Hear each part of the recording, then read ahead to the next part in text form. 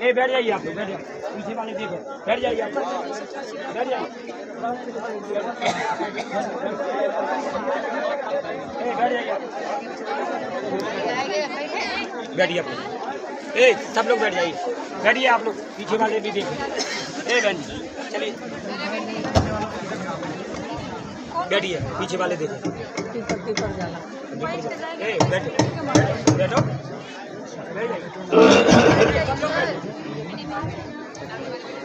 सभी लोग बैठ जाओ। बड़ी शालीनता सौम्यता के साथ बढ़ जा, चलो आप ये जीवन रक्षण ऐतिहासिक बटे ना खड़ा हो। वहाँ धूप रखी होगी किसी प्लेट में, देखो ये ऐतिहासिक शब्द क्यों प्रयोग किया है? धूप तो नहीं रखी है बेटा, किसी को रोरी दुगो कटोरी में एगो दीपक है, हर एक लोटिया प्रचार प्रसार ये गुरुदेव नाम का 10 जुलाई 1952 से प्रारंभ हुआ। आज कितने वर्षों के बाद हम सब प्रेमियों को ये 10 जुलाई का सौभाग्य, इस मुहूर्त में सभी गुरु प्रेमियों को शामिल शरीर होना चाहिए और ये इतने दिनों का लाभ आपको ले लेना चाहिए। जो चूक जाएंगे वो फंस जाएंगे, जो चेत जाएंगे वो निकल जाएंगे। पर केवल चेतना और चूकना, अगर चूक गए तो 84 में चले जाओ, अगर चेत गए तो निकल जाओ। बात तो बहुत छोटी है लेकिन बहुत बड़ी है। चूकना तो आपका स्वभाव हमेशा चूकते रहे, इतने जन्म मिले चूकते ही रहे हो। लेकिन आज ये जो मौका आपको मिला है, ये सद्गुरु दयातनदाता दयालु की कृपा से, बगैर उनकी कृपा के कुछ नहीं है। जहाँ पर कृपा वही सद्गुरु की, वही हुए निहाल और बाकी फंसे काल के जा। जिन पर उनकी मान दया कृपा मेहरबानी हो गई, वो काल माया के देश में अपने आप को बचा लेते हैं और घर चले जाते। लेकिन बाकी तो फंसे रहते, क्योंकि उसने भी तपस्या की, सत्पुरुष की अखंड तपस्या की है। ऐसे सुरतु रूहों का भंडार उसने थोड़ी पाया मेहनत से। और कोई अपने राज को खोना नहीं चाहता, मिटाना नहीं चाहता। लेकिन सदगुरु का वादा है कि मैंने जीवात्माओं के भंडार को भेजा और मैंने ये कहा था कि समय समय पर मेरी कोई न कोई शक्ति होती है, मृतलोक मंडल पर आती जाती रहे। वो जीवों को सचेत करेगी, जगाएगी, घर पहुंचाएगी, तो उसमें कोई दखलंदाजी नहीं कर सकती। ये वादा करा दिया था, ऐसा नहीं है कि सौंप दिया दे दिया तो मतलब कोई वादा नहीं हुआ। अब ये आपको मालूम नहीं क्या वादा हुआ, कब हुआ, कैसे हुआ। तो कोई चीज़ दी जाती है तो कुछ ना कुछ उसमें सांस रखी जाती है कि फिर वापस कैसे ली जाए। अगर दुरुपयोग होगा तो रास्ता अगर बिल्कुल बंद कर दिया जाएगा और पूर्ण संपत्ति हो कर दिया जाएगा तो फिर वापस काम नहीं हो पाएगा। इसलिए इतनी जगह रखी गई है कि मेरी भेजी हुई शक्तियाँ वो मनुष्य शरीर में आती जाती रहेगी और वो जीवों को जगाती रहेंगी, घर पहुंचाती रहेंगी। तुम्हारा उसमें कोई दखलंदाजी, कोई रोक टोक नहीं हो। उसने कहा ठीक है, लेकिन उसने भी कहा, कितना होशियार देखिए, कहा आप 3 वादे कीजिए कि जीवों को जबरदस्ती नहीं जगाएं, अपनी शक्ति का प्रयोग नहीं करेंगे और जिस योनि में आएगा आप उसमें नफरत नहीं कराएंगे। 2 चीजें। और तीसरी चीज है कि मतलब पिछले जन्म की याद नहीं कराएंगे, नहीं तो हमारा कर्जा नहीं देगा। ये 3 वादे उसने करा लिए हैं। मैं समर्थ मालिक वो शक्ति लेकर आया है कि अपने जीवों को सीधे सदैव ले जा सकता है और किसी मंडल मुकाम पर ठहरा कर और उनके अनंत जन्मों के कर्मों को वहीं पर खर्च करा देगा, काल को भनक भी नहीं पड़ेगी। ऐसी गुप्त सुरंगे हैं। ऐसा नहीं कि ऐसे खेल सब हो रहा। ये अनोखा द्वितीय विलक्षण है जो सृष्टि पर कभी नहीं हुआ। ये पहली बार हो रहा आपको। अनंत शक्तियां हुई, अनेकों की तो सीमा थी। 16 कलर से मतलब यानी रामायण 64 कल्पों से कृष्णा है, लेकिन ये शक्ति असंख्य कलाओं से आई कि कोई सीमा ही नहीं। तो आपको सकेत करके बताया गया कि तमाम शक्तियां स्कूल कॉलेज यूनिवर्सिटियों से पढ़ के निकल चुकी हैं, तमाम अभी पढ़ी है। धीरे धीरे जब मैं बिगुल बजाऊंगा, इंकलाब जब आवाज लगाऊंगा, तो मेरे सारी शक्तियां दूरदर्शी प्लेटफार्म पर आके खड़ी हो जाएंगी।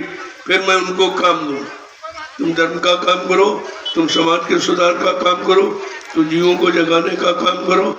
ये तरह तरह के सबको काम दूंगा। जब उनका काम होगा तब उनकी पूजा होगी, उनका इतिहास बनेगा। आप जल्दबाजी से मत करो, तुमको कुछ मालूम नहीं है कि कौन शक्ति किस काम के लिए आई है। अपनी तरफ से आप इधर उधर की बातें करते हो, बाद में फिर भूल जाते हो, फंस जाते हो, छोड़ बैठते हो, क्योंकि तुम्हारे अनुसार परिवर्तन नहीं होगा। परिवर्तन की तिथि समय बिल्कुल निश्चित है, वो इधर उधर नहीं होगा, एक पल घड़ी भी इधर उधर नहीं होगा। लेकिन बात यह है कि परिवर्तन के लिए आप अभी तैयार नहीं हो। आप कहाँ तैयार हो? किसी काम के लिए नहीं तैयार हो। कभी आए कभी नहीं आए, कभी महीनों गायब, कभी सालों गायब, ऐसे नहीं कुछ हो। इसीलिए कहा वो परिवर्तनकारी शक्तियाँ अलग है, वो बहुत थोड़ी, वो ज्यादा नहीं है। भीड़ भाड़ में परिवर्तन कभी नहीं हुआ। चाहे युग का इतिहास उठा लीजिए, कुछ ही लोगों ने परिवर्तन में शामिल शरीक होकर आदेश का पालन करके अपना इतिहास बना लिया। तो आज भी आपसे कहा गया था मुट्ठी भर लोग वो बचे, मुट्ठी भर लोग बचेंगे। ये जो करोड़ों की आप देख रहे हो, मथुरा में देखा कितने करोड़ की भीड़ थी, कोई दिखाई दे रहा? सब चले, सब भ्रमित हो गए। किसी को कुछ नहीं मालूम है कि भाई क्यों भीड़ लगाई गई, भीड़ का मतलब क्या है। लेकिन भीड़ का निर्णय कभी अच्छा नहीं होता, भीड़ में कोई निर्णय मत, नहीं तो भीड़ में यही निर्णय ले लिया जाता। लेकिन ये देखा जा रहा है कि कोई ऐसा नहीं है जो आत्मसमर्पित हो। जो आत्मसमर्पित होगा वो अपनी आत्मा का कल्याण करा सकेगा, बाकी सबका नहीं होगा। अभी तो कितनी बार आप आएंगे, अगर ऐसा न होता तो 1000 वर्ष के लिए सतयुग का समय क्यों रखा गया? क्या मैंने जितने को नाम की डोर पकड़ाई है, नामदान दिया है, उन सबको 1000 वर्ष मिलेगा। कोई पहली बार जाएगा, कोई दूसरी बार जाएगा, कोई तीसरी बार, तमाम खेपे आएंगी। अभी इसीलिए पहले अच्छे लोगों को उठा लिया जाए, फिर धार्मिक लोगों को उठा लिया जाए, फिर सत्संगी प्रेमियों को उठा लिया जाए। अरे जाएंगे नहीं तो आएगा कौन? यही आएंगे, यही काम करेंगे। तब तक आप 18-20 साल के हो जाओगे। परिवर्तन करने की क्रांतिकारी उम्र यही है, इसलिए समझदारी से काम लो, जल्दबाजी मत। मैंने सबको मना किया कि आप कोई जल्दबाजी मत कीजिए, तुम्हारे अनुसार कुछ नहीं होगा। जो तुम सोच रहे हो तुम्हारा सोचना निरर्थक है। तुम जानते नहीं हो कि क्या, तुम अभी नहीं जानते हो कि 1 घंटे में क्या हो जाएगा, तो तुम भविष्य की बात कैसे जान जाते? ये भविष्यवाणी बाबा जी क्या कहा था आपसे कि है भविष्य वक्ताओं, विश्व पटल पर भविष्यवाणी सोच समझ के करना। ये परिवर्तन का वक्त है, जो काम करने आया है वो भूमिका अपने अनुसार बनाएगा। तुम की तुम्हारी सबकी भविष्यवाणी को रुकवा दिया जाए, खारिज नहीं कहा, रुकवा दिया जाए। और रुकी पड़ी, आप देखिए महात्मा सूरदास की रुकी पड़ी। कितने महात्मा है, सबने कहा, लेकिन उनका एक आइडिया अंदाज था। हर लोग की शक्तियों का अपना अपना एक आइडिया अंदाज होता है, अपनी अपनी कार्य की क्षमता शक्ति होती है। लेकिन जो अनामी महाप्रभु अनामी धाम से आया वो पहली बार, कभी नहीं आया, इस सृष्टि में कभी आया ही नहीं। ऐसा क्यों कि जब जीवों ने गुरु की बात बुला दी, गुरु की बात, संतों की बात बुला दी, अवतारी शक्तियों की बात बुला दी, ज्ञानी विज्ञानियों की बात बुला दी, क्रांतिकारियों की बात बुला दी, ऋषि मुनियों की बात बुला दी, तब यह समय निर्धारित किया गया है कि भाई ऐसे नहीं होगा, ऐसा कुछ नहीं होगा। इसलिए चुपचाप इंतजार करो। और कैसे करो? भजन करके करो, इधर उधर भाषण स्पीच परीक्षण से नहीं, भजन करके। इधर तो दुकानें लगाने से कुछ नहीं होगा। तुम स्वयं भ्रमित हो और जितने जीवों को भ्रमित करोगे उसका खामियाजा आपको भोगना पड़ेगा, क्योंकि तुम्हारे बस का कुछ नहीं, तुम कर नहीं कुछ सकते। जब कर नहीं सकते तो बिगाड़ क्यों करते, क्यों बिगाड़ करते? तो ये अगर थोड़े से मान सम्मान के लिए ऐसे जीवों को परमार्थ से हटा दोगे तो उनका कितना नुकसान होगा, इस नुकसान का खामियाजा आपको भोगना पड़ेगा। आप अपने को लिए कुछ नहीं कर सकते हो तो तुम प्रेमियों के लिए क्या कर सकते हो? लेकिन बात समझ में नहीं आती है, वो सम्मान की भावना इतनी भर गई है और ये सम्मान नाशवान है, ये कोई अजर अमर तो है नहीं। और तुम्हारा ऐलान जीवात्मा को अजर अमर पहुँचाने का है, जाने का तुम बातें नहीं समझ पाते हो। इतने दिन मथुरा जाने का संदेश सुनने का मतलब क्या निकला? 10 जुलाई 1952 से 2012, ये 60 बरस का समय जो मथुरा में जीवों के लिए खर्च किया गया, ये छोटी बात नहीं है। इसके बाद फिर एक मौका आपको मिला है कि 28 मई 2012 से मैंने पूरे हिंदुस्तान में गुरु वचनों को दोहराया, याद कराया है कि फिर से आप जाग जाओ। चलो भूल हो गई है तो आपको माफी मिल जाएगी, अन्यथा किसी युग में माफी भी नहीं मिलेगी। अवतारी शक्तियों ने तो माफ किया ही, उनको अधिकार नहीं था। एक बार समझाया, नहीं माने तो मार काट खरियान कर दिया, वो इतिहास उठा लीजिए। लेकिन आज का युग का इतिहास कुछ अनोखा है। यद्यप उसे तो लोगों ने उसको सबसे खराब कहा है भौतिक दृष्टि से, लेकिन नहीं, ज्ञान दृष्टि से सबसे महत्वपूर्ण है। कलयुग समनयान युग जो नर कर विश्वास, कलयुग के समान जीवात्माओं के कल्याण का कोई अच्छा युग है ही नहीं, अगर संत महापुरुषों के वचन वाणी पर आपको विश्वास हो। बिन विश्वास न कोनो सिद्धि, बिना विश्वास के कोई काम होता ही नहीं। परिवार आप चला रहे हो, एक दूसरे पर विश्वास है, पति को पत्नी पर, पत्नी को पति पर, बाप को बेटे पर, बेटे को बाप पर, भाई को भाई पर, अड़ोसी पड़ोसियों को। आज विश्वास ही तो खत्म हुआ। तुम्हारे परेशानी का कारण कि आपका विश्वास चला, विश्वास नहीं तो कुछ नहीं। ये विश्वास पर सृष्टि टिकी थी, आज विश्वास तो खत्म हो चुका है। न राजा को रैयत पर, न रैयत को राजा पर, न गुरु को शिष्य पर, न शिष्य को गुरु पर, किसी का किसी पर विश्वास ही नहीं रहा। ये कितना खराब समय आया है। उस खराब समय में आपको जो लाभ देने का संकल्प कर रहा, कितना महान है कि नहीं, मैं अपने जीवों को जगा के ले जाऊंगा। काल तू तेरी कोई चाल चलने वाली नहीं, मैं ले जाऊंगा।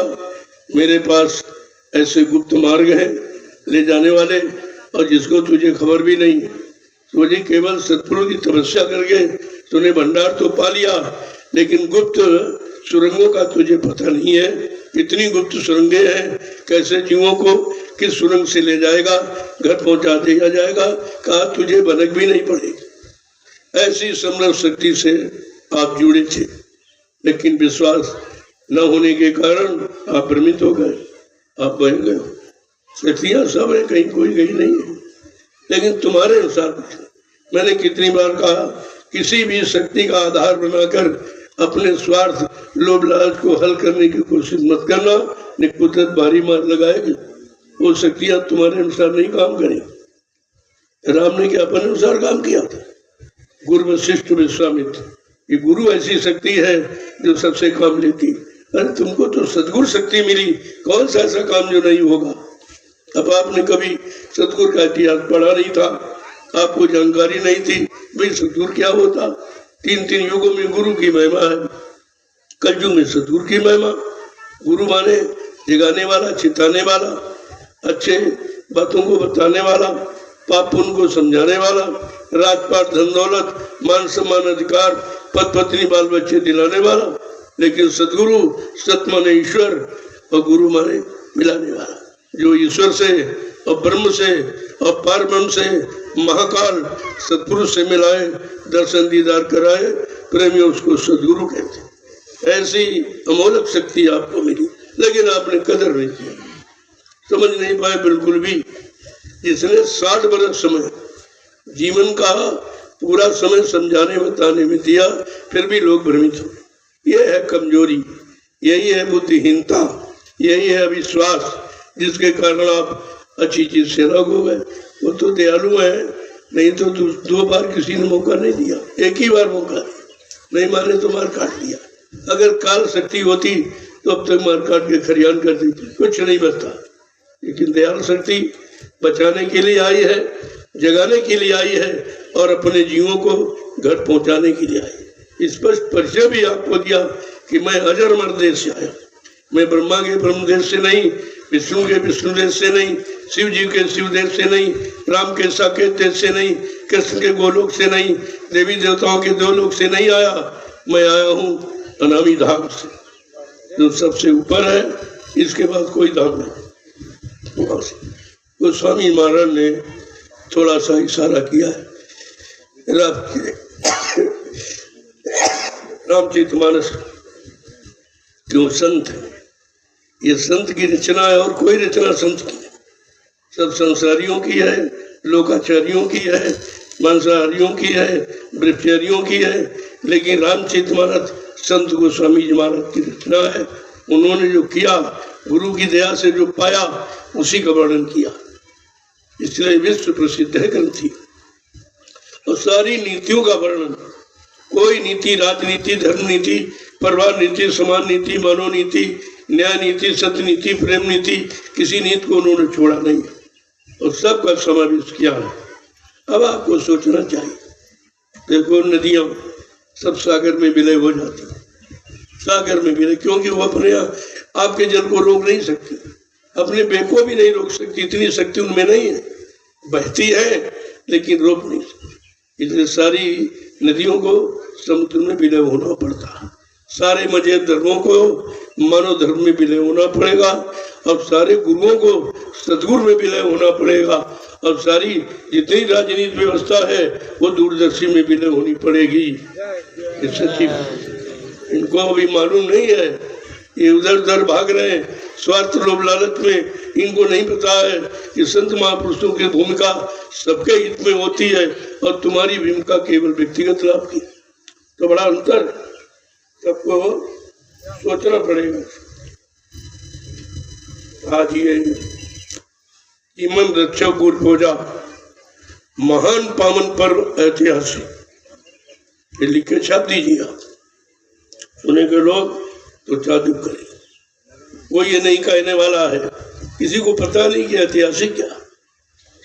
इतिहास में जो अनोखी चीज हो वो ऐतिहासिक हो, जो समय के इतिहास को उजागर कर वो ऐतिहासिक हो। आज ये जो ये समागम एक बियाबान जंगल में हो रहा, हिंदुस्तान का विश्व में कोई नहीं कर सकता। मैं चैलेंज के साथ कहता हूँ, कोई भी प्रधानमंत्री मुख्यमंत्री बिना निस्वार्थ के इतने बड़े जंगल में कोई भीड़ नहीं इकट्ठा कर सकता। ये पहला प्रमाण आपके साथ। जहाँ कोई रेल मोटर का साधन नहीं, जहाँ किसी तरह की कोई बाजार कोई व्यवस्था नहीं है, इतनी बड़ी भीड़ है, आश्चर्यजनक है। लेकिन ये है जो मूड है वो नहीं समझ। मूर्खों को अकल अब भी आई नहीं, अब समझ लो उनकी भलाई।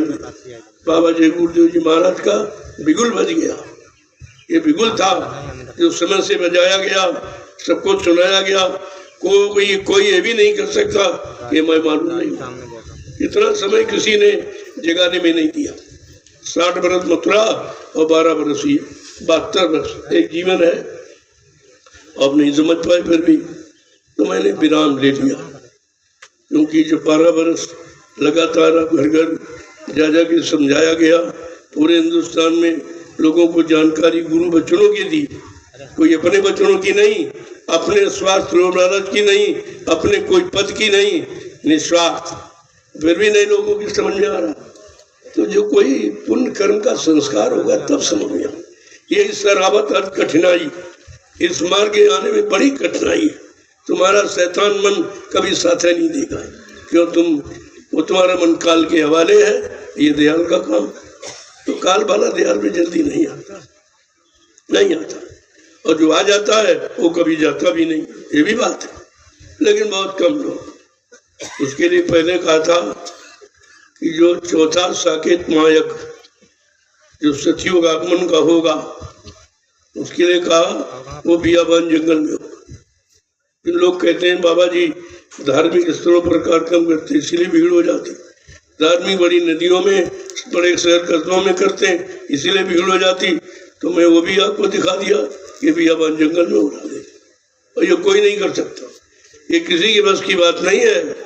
इतना बड़ा जनमत जंगल में इकट्ठा कर दे और कोई समझ नहीं पा रहा, इसीलिए वो लाभ भी नहीं ले पा रहा। मैं तो सूचना देता हूँ। अब की बार अधिकारियों ने कहा कि आप थोड़ा लिखित दे दीजिए कुछ, तो हम लोग भी आए, कोई नहीं आया, कहीं कुछ नहीं, इनके बस का ही नहीं। मैंने कहा हमको तुम्हारी जरूरत ही नहीं, मेरे पास कुछ ही अनुशासित लोग हैं और इतने हैं कि अभी तो कुछ नहीं आए।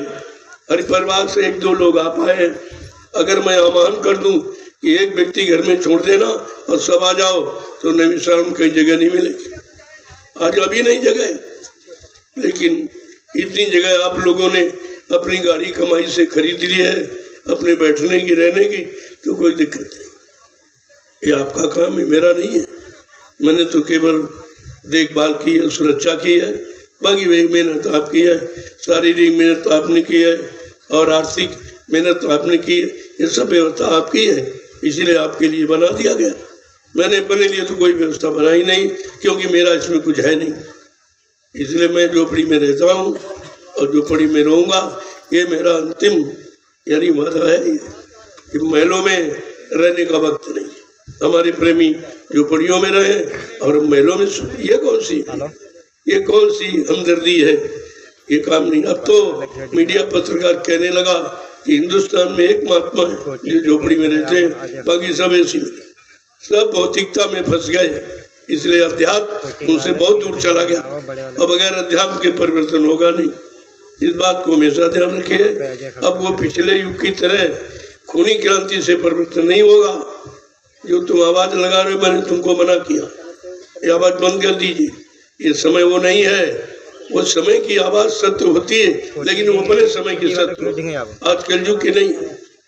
अब समय कुछ और कह रहा, समय का परिवर्तन कुछ है कह रहा, लेकिन बात एक ही है।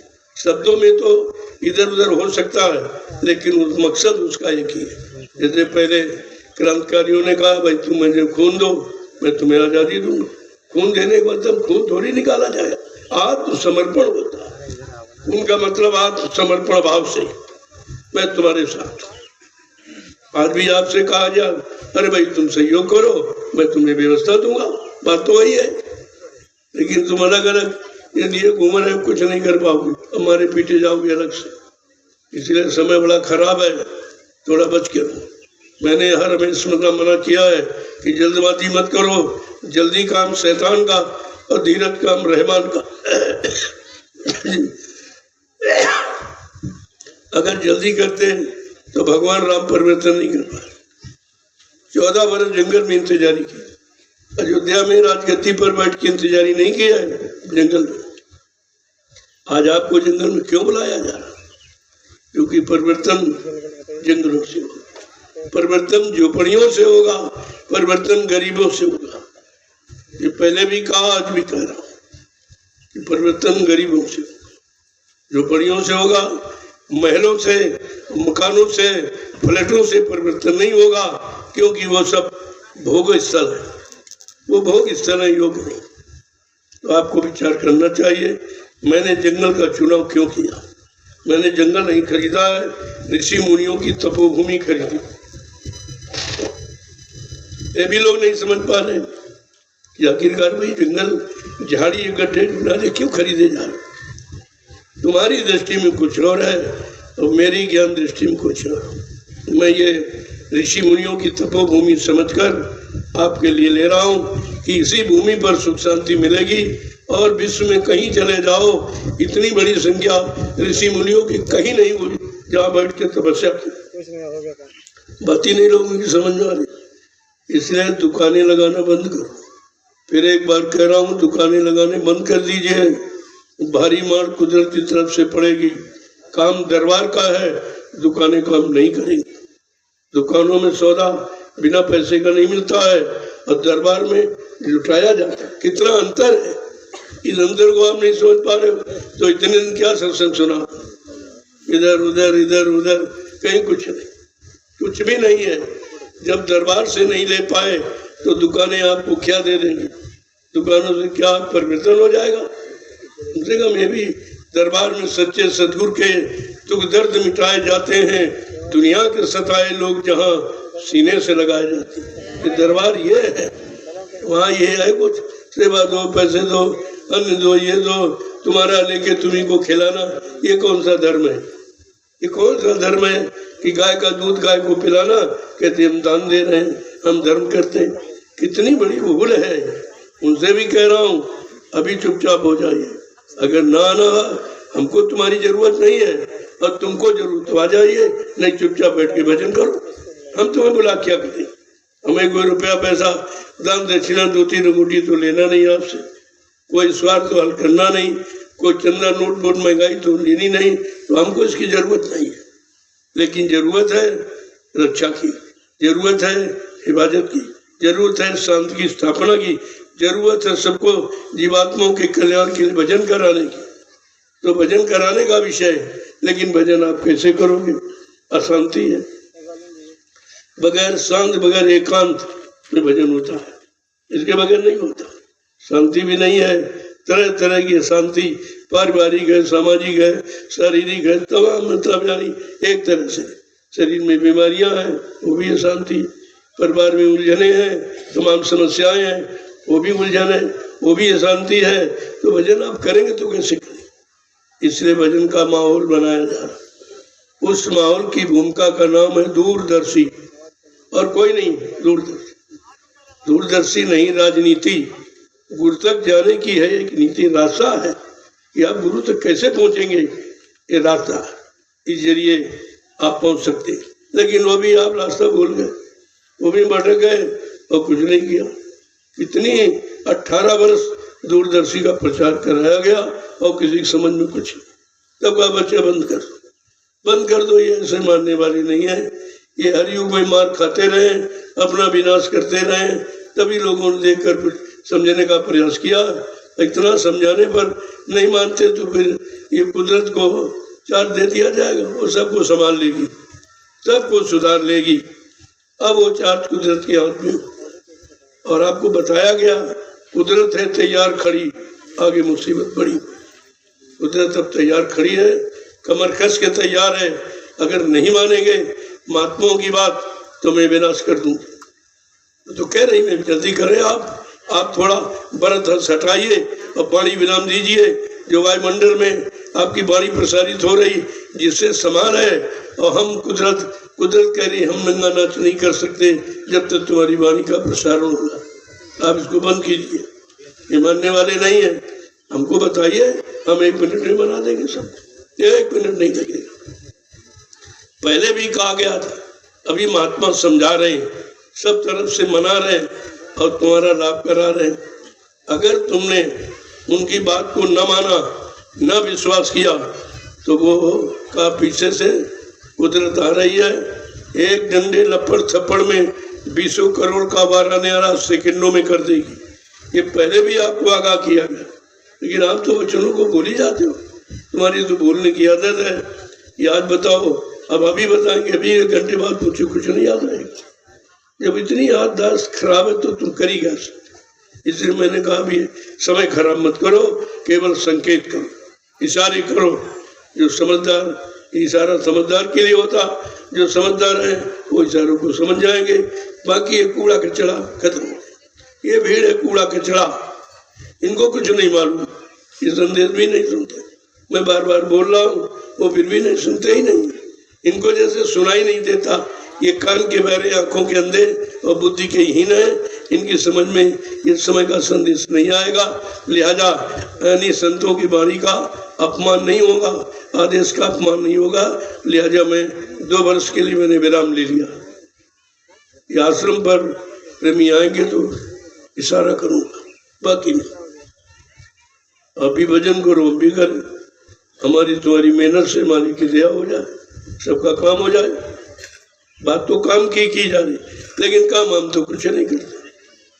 जय गुरुदेव, जय गुरुदेव, जय गुरुदेव, जय गुरुदेव। जय गुरुदेव। जय गुरुदेव नाम किसका? प्रभु का। जय गुरुदेव नाम किसका? प्रभु का। जय गुरुदेव नाम किसका? प्रभु का। प्रभु का प्यारा नाम। जय गुरुदेव। आज जीवन रक्षक गुरु पूजा महान पावन पर्व ऐतिहासिक, ये गुरु प्रेमियों के लिए बड़े सौभाग्य का समय, दया लेने का, दया की भीख मांगने का बहुत अच्छा मुहूर्त है। अब आप दया की भीख मांग लो, अपने आंतरिक भाव विचारों को शुद्ध करके, विरह वेदना के साथ। ये वाणी से नहीं, जबान से नहीं मिलता, अंदर से। जब आत्मा से पुकार लगाओगे तो परमात्मा सुनेगा, क्योंकि आत्मा परमात्मा का अंश है। और शरीर जबान से, मन से तो कुछ नहीं, कुछ अभी तक नहीं हुआ आपने करने का, क्योंकि मन बुद्धि चित्त शरीर से ही आप सारे काम करते हो। लेकिन ये भीख आत्मा से मिलेगी, आत्मा के लिए, आत्मा के कल्याण के लिए आत्मा से आवाज लगेगी तो वो मालिक सुनेगा कि भाई मेरी रूह, मेरी जीवात्मा परेशान है, वो आवाज लगा रही तो उसकी सुनवाई होगी। तभी तो आपसे कहा जा रहा कि तुम्हारी प्रार्थना, तुम्हारा पूजा अभी तक स्वीकार नहीं हुई है। ये कितने यानी युगों से आप पूजा कर रहे हो, तीर्थ व्रत दान हवन जप यज्ञ स्नान, कुछ हुआ है? और बिगड़ता जा रहा, और खराब होता जा रहा, मन गंदे होते जा रहे, खान पान दूषित बढ़ता जा रहा, यानी बुरे कर्मों में लोगों का मन बढ़ता चला जा रहा है। तो आपको लाभ क्या मिला? अरे कोई काम करते हो तो लाभ के लिए करते हो, खेती करते हो, दुकान करते हो, दफ्तर करते हो, बिजनेस व्यापार मजदूरी करते हो, लाभ के लिए। अगर खेती करते हो, अनाज न पैदा हो, खेती करोगे आप? नौकरी करते हो, तनख्वाह वेतन न मिले, आप करोगे? अरे भाई काम करते हो, मजदूरी न मिले तो आप नहीं। लेकिन जो ये पूजा पाठ, किसके क्या लाभ मिला? इस पर कभी विचार ही नहीं किया तुमने आज तक, क्योंकि ये विचार आपके पास है नहीं। विचारों का जन्म शुद्ध आहार से होता है। जैसा करो आहार वैसे बने विचार, जैसा खाओ अन्न वैसा बने तन मन, जैसा पीओ पानी वैसी हो बेवानी। ये तो सिद्धांत है, सिद्धांत के अनुसार आपको मिलेगा। सिद्धांत विहीन रहोगे तो कुछ नहीं पाओगे।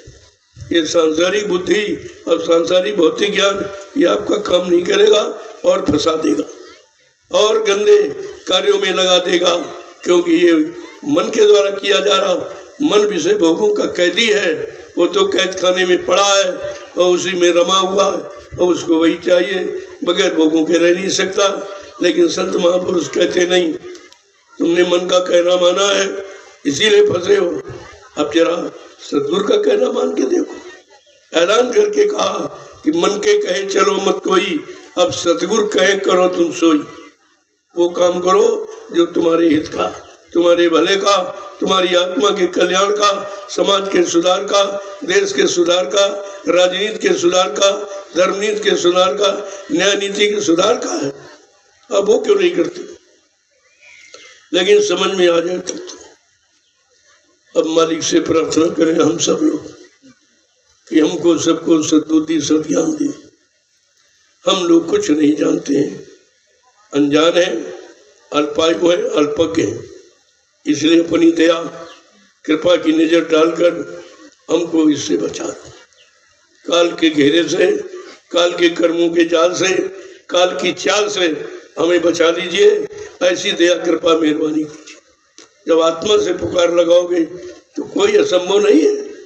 सतगुरु दरबार में असंभव शब्द बना ही नहीं, बशर्ते कैसे मिलेगा वो युक्ति तो समझ लो। तो वही युक्ति बताई जाती है, आपकी समझ में नहीं आती। अब आप भटक रहे हो, जगह जगह लोगों ने दुकानें खोल रखी। ये सब काल के जीव है। सत्संग में आ गया तो सत्संगी मत समझिए। अगर सत्संग का काम करता, कहा गया सत्संगी का कर्तव्य है सत्संग में आए और प्रेमियों को लिवा के ले आए, परमार्थी सेवा में लगे और प्रेमियों को लगाए, भजन करे और भजन कराए, तब तो लाभ हो सकता। लेकिन व्यक्तिगत कोई अपना स्वार्थ अगर आप हल करना चाहते हो तो भारी मार पड़ेगी। कितने जीवों का भार बोझा तुम उठा नहीं सकते, अपने नहीं उठा पाओ। अनंत जन्मों का बोझा का, बुरे काम का बुरे कर्मों खान पान का लादे बैठे हो, वो तो अभी तक अदा हुआ नहीं, और तुम कितने जीवों का लाद रहे हो। इसलिए चुपचाप भजन करो। अगर समझ में नहीं आ रहा है तो चुपचाप भजन, बखेड़े में मत पड़ो, तुम्हारे बस का कुछ नहीं है।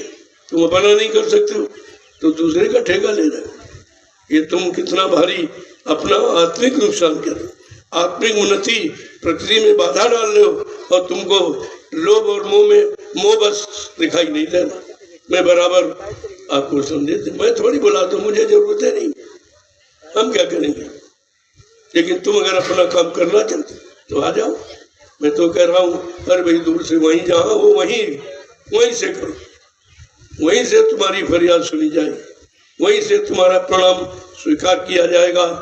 मैं 12 वर्ष से लगातार आपको प्रणाम की ही बात कर रहा हूँ। मैं स्वयं प्रणाम करता हूँ, मंच पर आता हूँ तब, संदेश विराम देता हूँ तब, दर्शन करता हूँ तब, और कहीं आपको देख लूँ तुरंत हाथ जोड़ के प्रणाम करता हूँ। लेकिन तुम यही नहीं समझ पाए कि प्रणाम का परिणाम आशीर्वाद होता है। आशीर्वाद इस संत में हुआ छुआछूत, यही छुआछूत है। जो बुरे कर्म करके आए हो, बुरा खान पान करके आए हो, यहाँ छूने का प्रयास कर, क्या मिलेगा इससे क्या मिलेगा। अपना सुधार करो। सुधार है शाकाहार, सुधार है सदाचार, ये सुधार है। तभी इसको आगे रखा गया कि जब तक तुम्हारा भोजन शुद्ध नहीं होगा भजन कोई कर ही नहीं सकता। तो भोजन आप कर, आपके यहाँ भी हम देखते बड़े चटपटे मसाले तीखे, यही तुमने किया, अच्छा अच्छा खाया है और कर्म बुरे किए, और आज भी वही कर रहे हो। इन जीवों का कभी सुधार नहीं।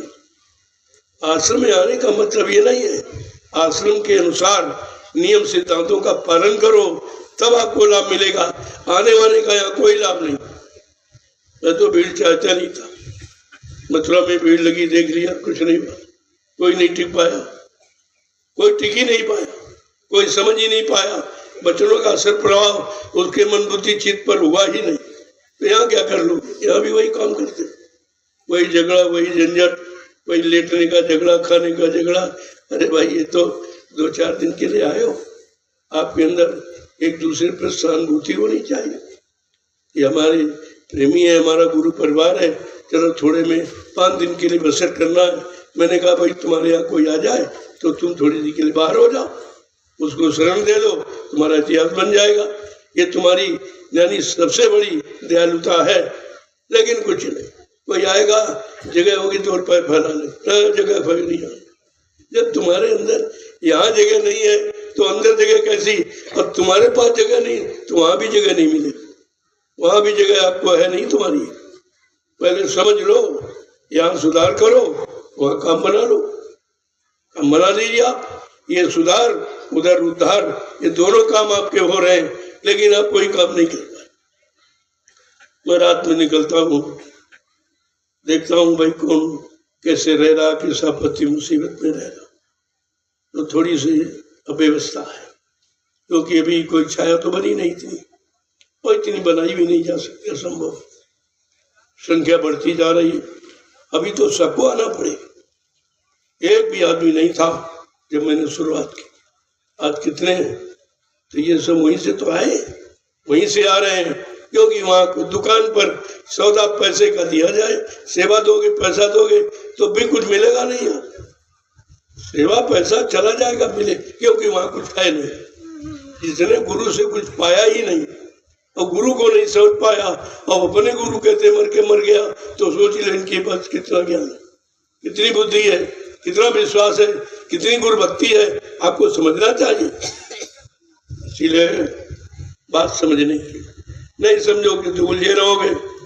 उलझन कभी शांति देती नहीं है, उलझन कभी अच्छे रास्ते पर आपको चलने नहीं देती है, लेकिन उलझन सुलझाओ, ये सुलझाने का मार्ग है, सुलझाने की नीति है, सुलझाने की भूमिका जो आपके सामने रखी जा रही। मैं तो सरेआम कहता हूँ, पूरे हिंदुस्तान को बताया हूँ, और किसी से कुछ नहीं मांगा, कुछ भी नहीं।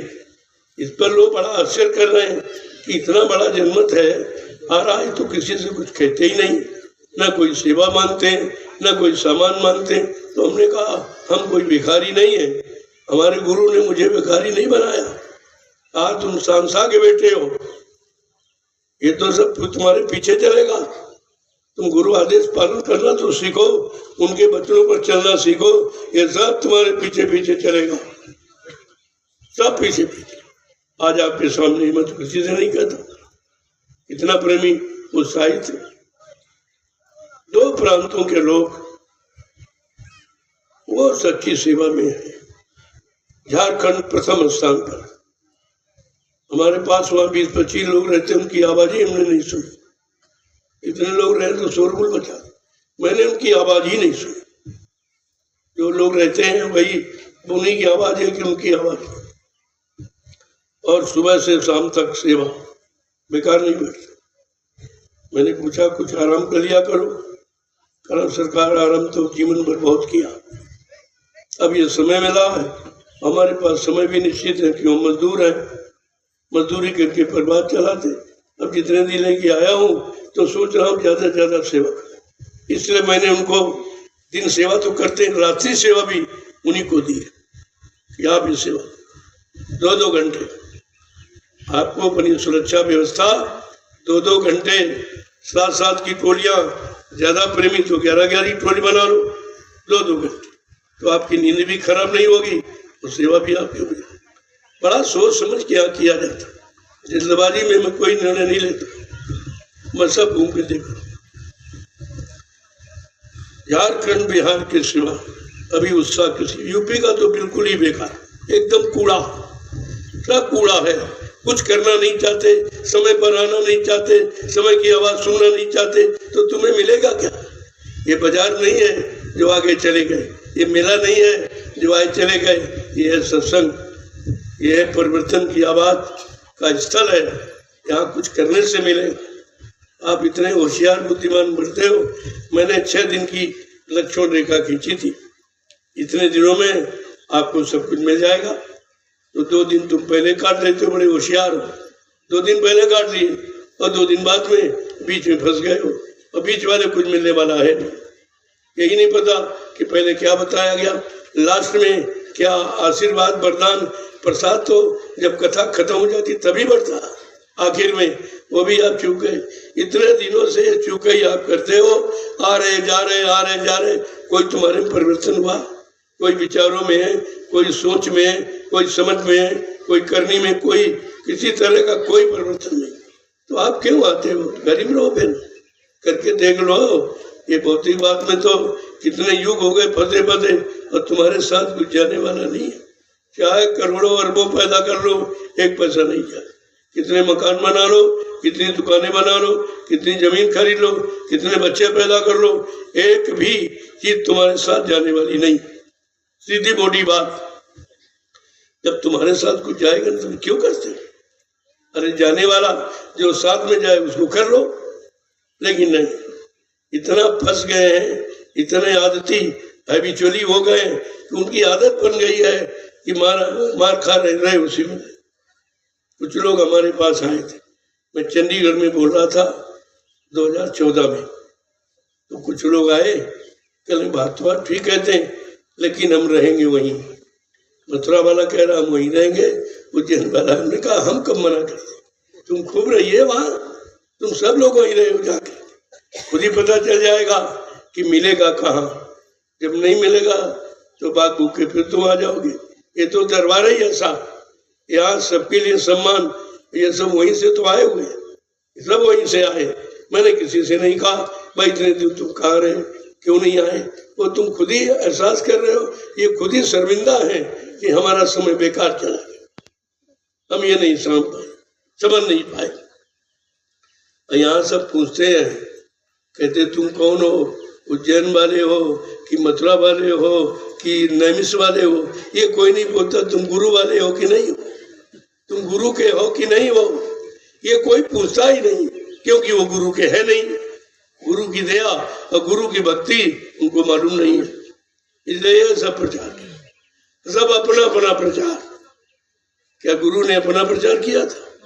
प्रभु नाम का प्रचार, सबकी सुख शांति लाने का प्रचार किया था, सबकी जीवात्माओं को जगाने का प्रचार किया था, सबको निज घर पहुंचाने का प्रचार किया। ये स्वार्थी चेले अपना प्रचार करें। एक कह रहा बाबा जी हमको नामदान का आदेश दे गए, वो ये प्रचार कर। एक कह रहा हमको उत्तराधिकारी बना गए, इसके अलावा कोई प्रचार नहीं। इस प्रचार से तुम्हें क्या मिलेगा? वो अपना व्यक्तिगत लाभ कह रहा, और तुम इतने कान के बहरे, आंखों के अंधे और बुद्धि के हीन हो कि तुम बातें नहीं समझ पा रहे हो। इसमें हमारा क्या लाभ है? वो अपने लाभ की बात कह रहा और साफ साफ कह रहा गुरु मर गया। तो फिर वहां करने क्या जाते? तुम गुरु के यहाँ जाते थे, गुरु की सुनने जाते थे, गुरु की मानने जाते थे, गुरु भक्ति करने जाते थे। अब उसने कह दिया गुरु मर गया, तो इसका मतलब ये काम हुआ कुछ नहीं होगा। वो तो कर नहीं सकता, उसने किया नहीं कभी, वो सत्संगी भी नहीं है। मैं स्पष्ट कहता हूँ, ना वो सत्संगी है, ना वो नामदानी है, ना मतलब संस्था ट्रस्ट का कोई मेंबर, कुछ भी नहीं है। वो तो ड्राइवर है। ड्राइवर संस्था का व्यक्ति नहीं होता। अरे किसी ट्रस्ट समिति संस्था के रूल रेगुलेशन को पढ़िए आप, सिद्धांत दो कि ड्राइवर कभी संस्था का व्यक्ति नहीं होता है, प्राइवेट नौकर होता है। जब चाहो रखो तब चाहो निकाल दो। ऐसे तो बाबा जी की गाड़ी हजारों लोगों ने चलाई, सब कहे हमको तो इन्हीं में झगड़ा हो जाएगा। लेकिन बात समझने क्योंकि बुद्धिहीनता है। बुद्धि का विकास सत्संग से होता है, बुद्धि का विकास शाकाहार से होता है, बुद्धि का विकास सदाचार से होता है, बुद्धि का विकास गुरु के बच्चों पर चलने से होता है, नाम कमाई से होता है। वो तो कुछ है नहीं यार, तो बुद्धि का इसे विकास करेगी यार। इसकी कोई दवा नहीं बनी है कि विकास की दवा विश्वास ही विकास की दवा है। जय गुरुदेव, जय गुरुदेव। अब हम सब लोग मिलकर मालिक से भीख मांगे दया, और कोई भीख नहीं। बहुत भीख आपने मांगी देख ली, कुछ ना आपके हाथ लगा। कच्चे बच्चे तुमने मांगे, धंधा व्यापार तुमने मांगा, खेती खेती तुमने मांगे, नाते रिश्ते तुमने मांगे, वो तो तुम्हारे कुछ काम आएंगे नहीं। लेकिन तुमने आत्मिक कल्याण के लिए दया नहीं मांगी, जो मांगना चाहिए। असली चीज है, असली चीज यह है। तो आज की पावन पुण्य तिथि पर गुरु की पूर्णिमा, पूरे गुरु की है पूर्णिमा, अधूरे की नहीं, भौतिकवाद की नहीं, अध्यात्मवाद। यानी पूर्ण गुरु सतगुरु, अनामी गुरु, ये पूर्ण गुरु होता है। ये सब गुरुओं को भी यानी समझाता है, उनको भी सही रास्ता बताता।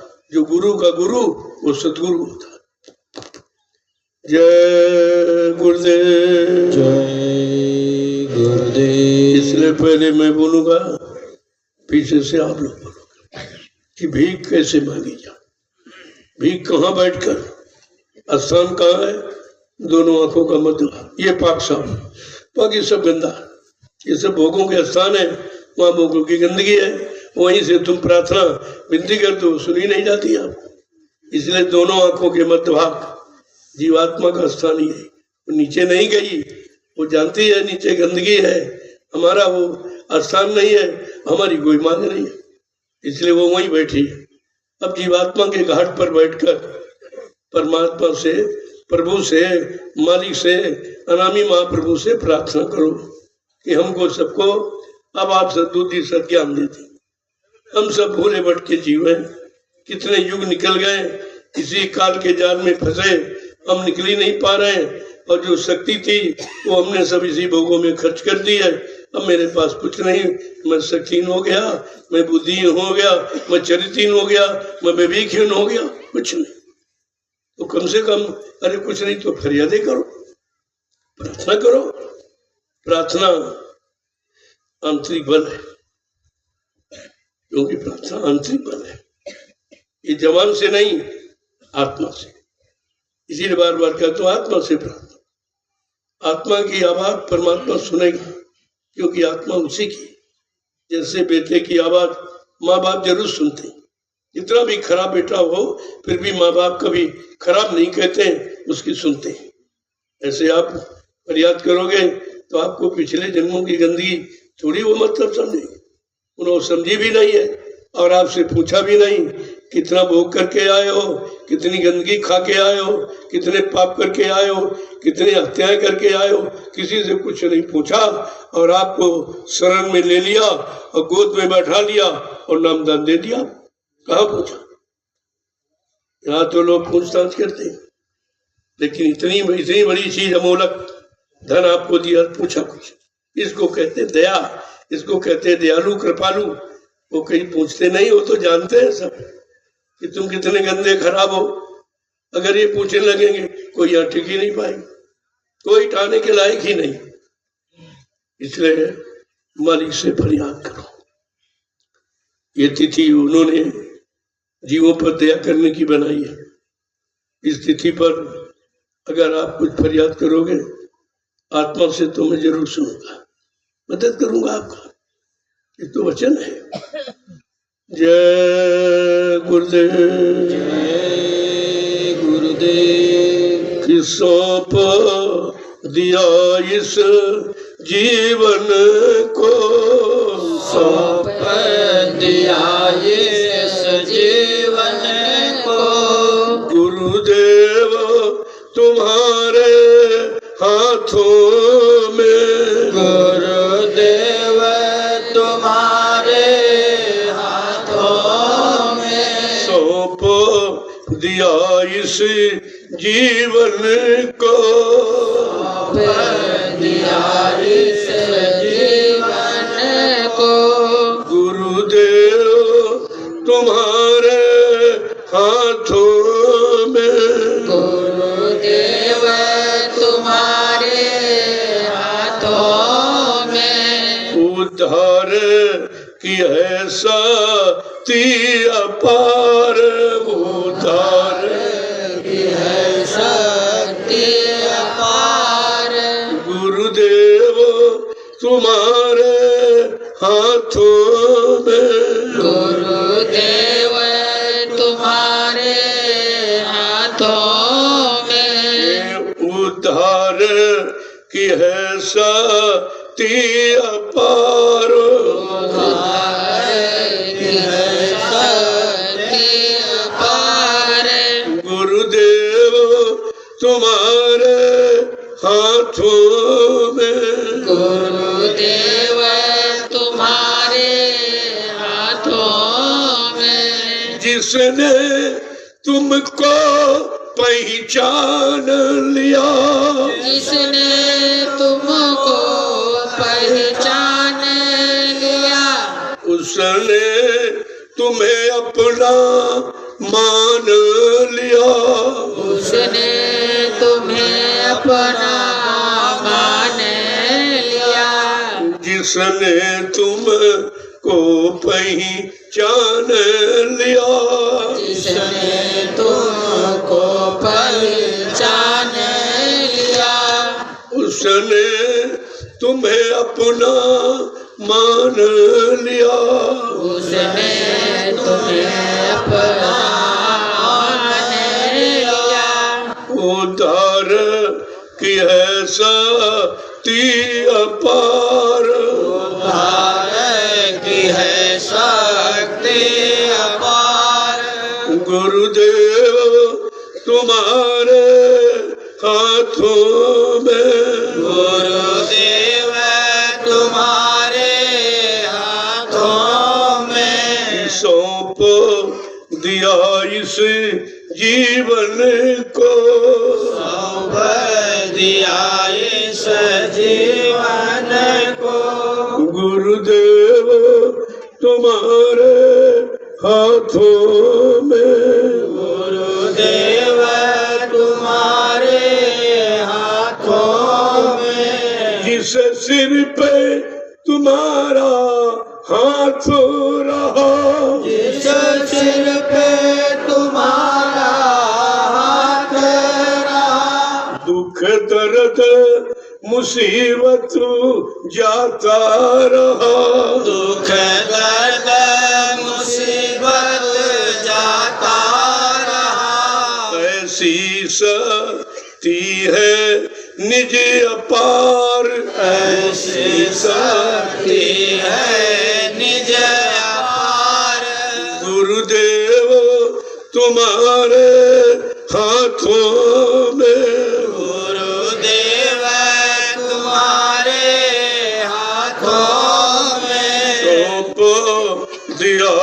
इस जीवन को, सौंप दिया इस जीवन को।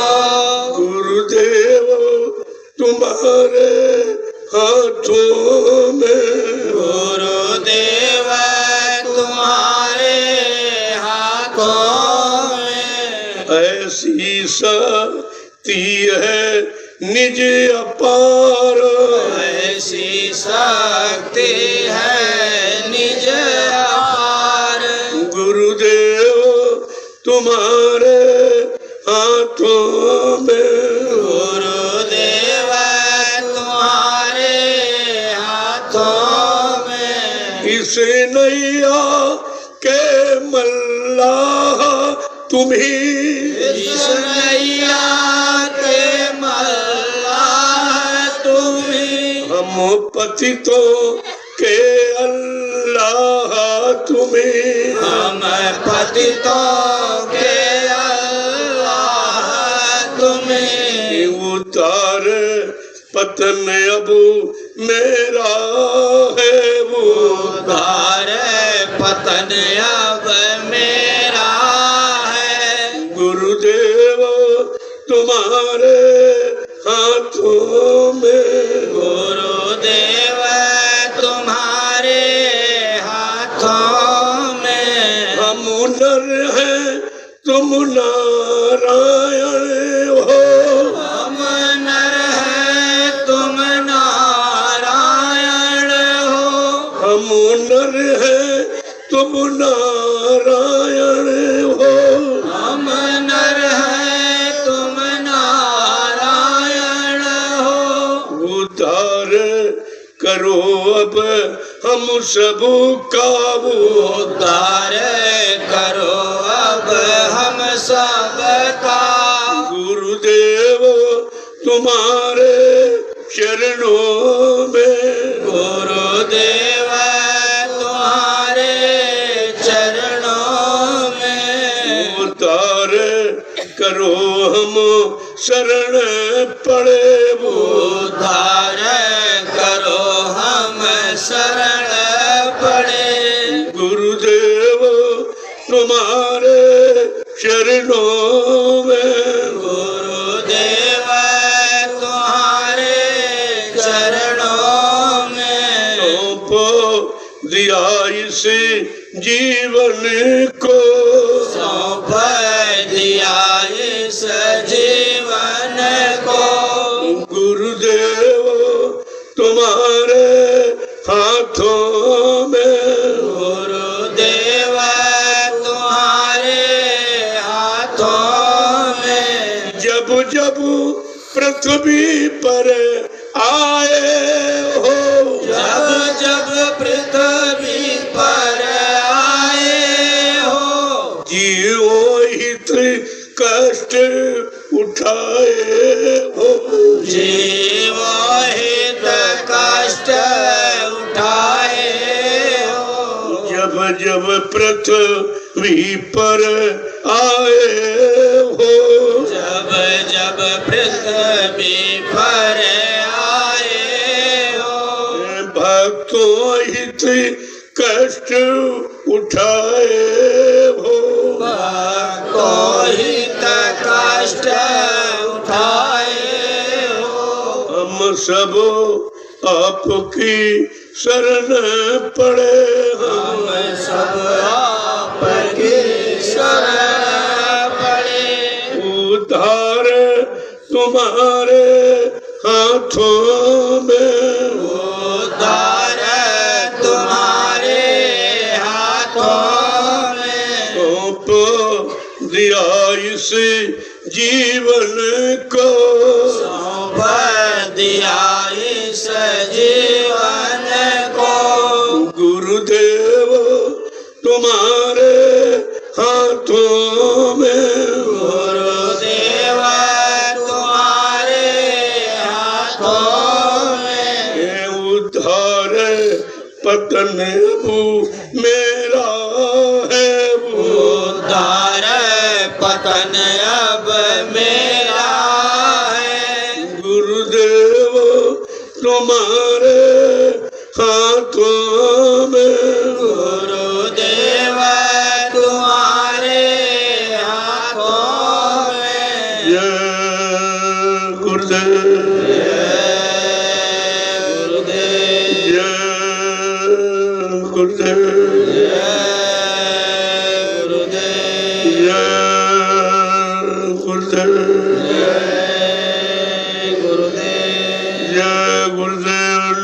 किसका? प्रभु का।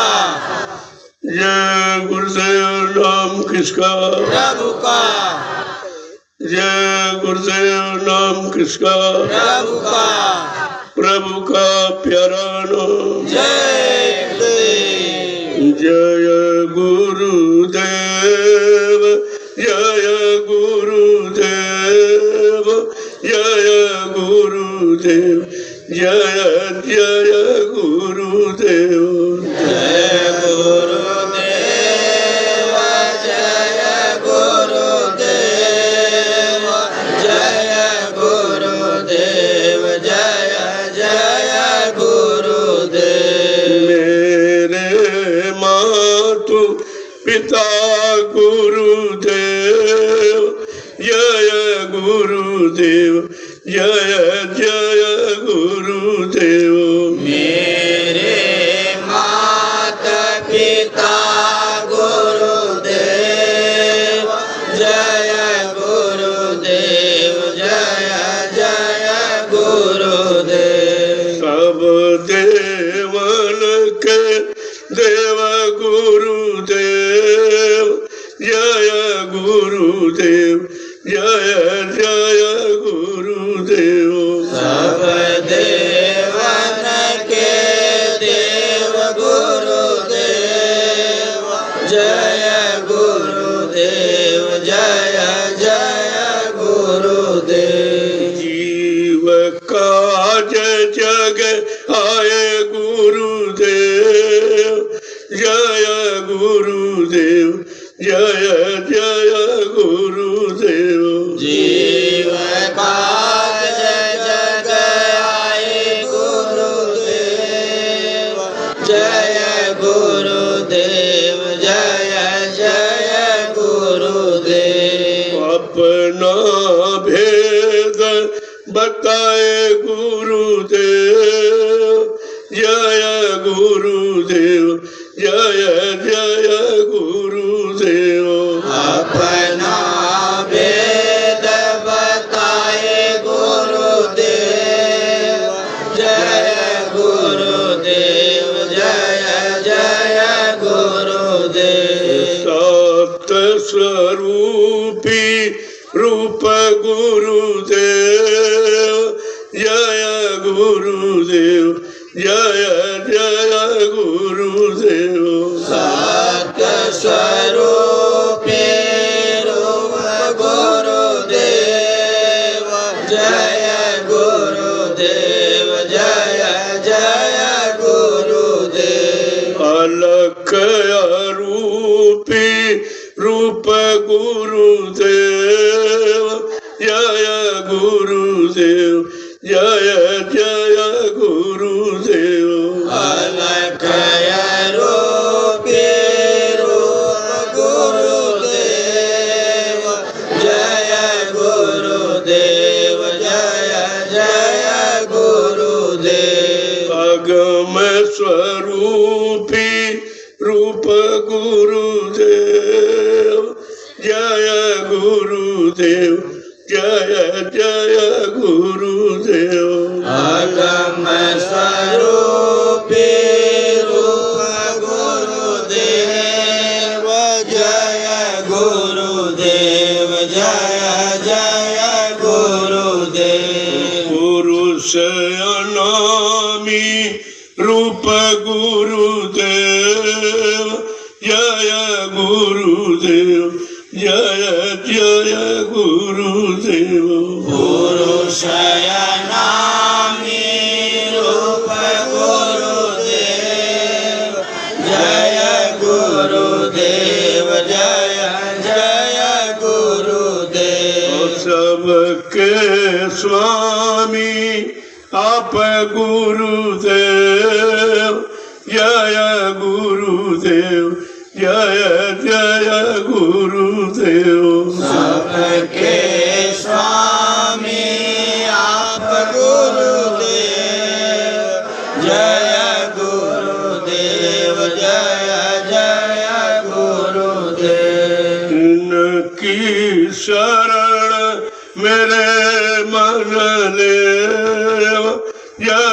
गुरुदेव जय जय गुरुदेव।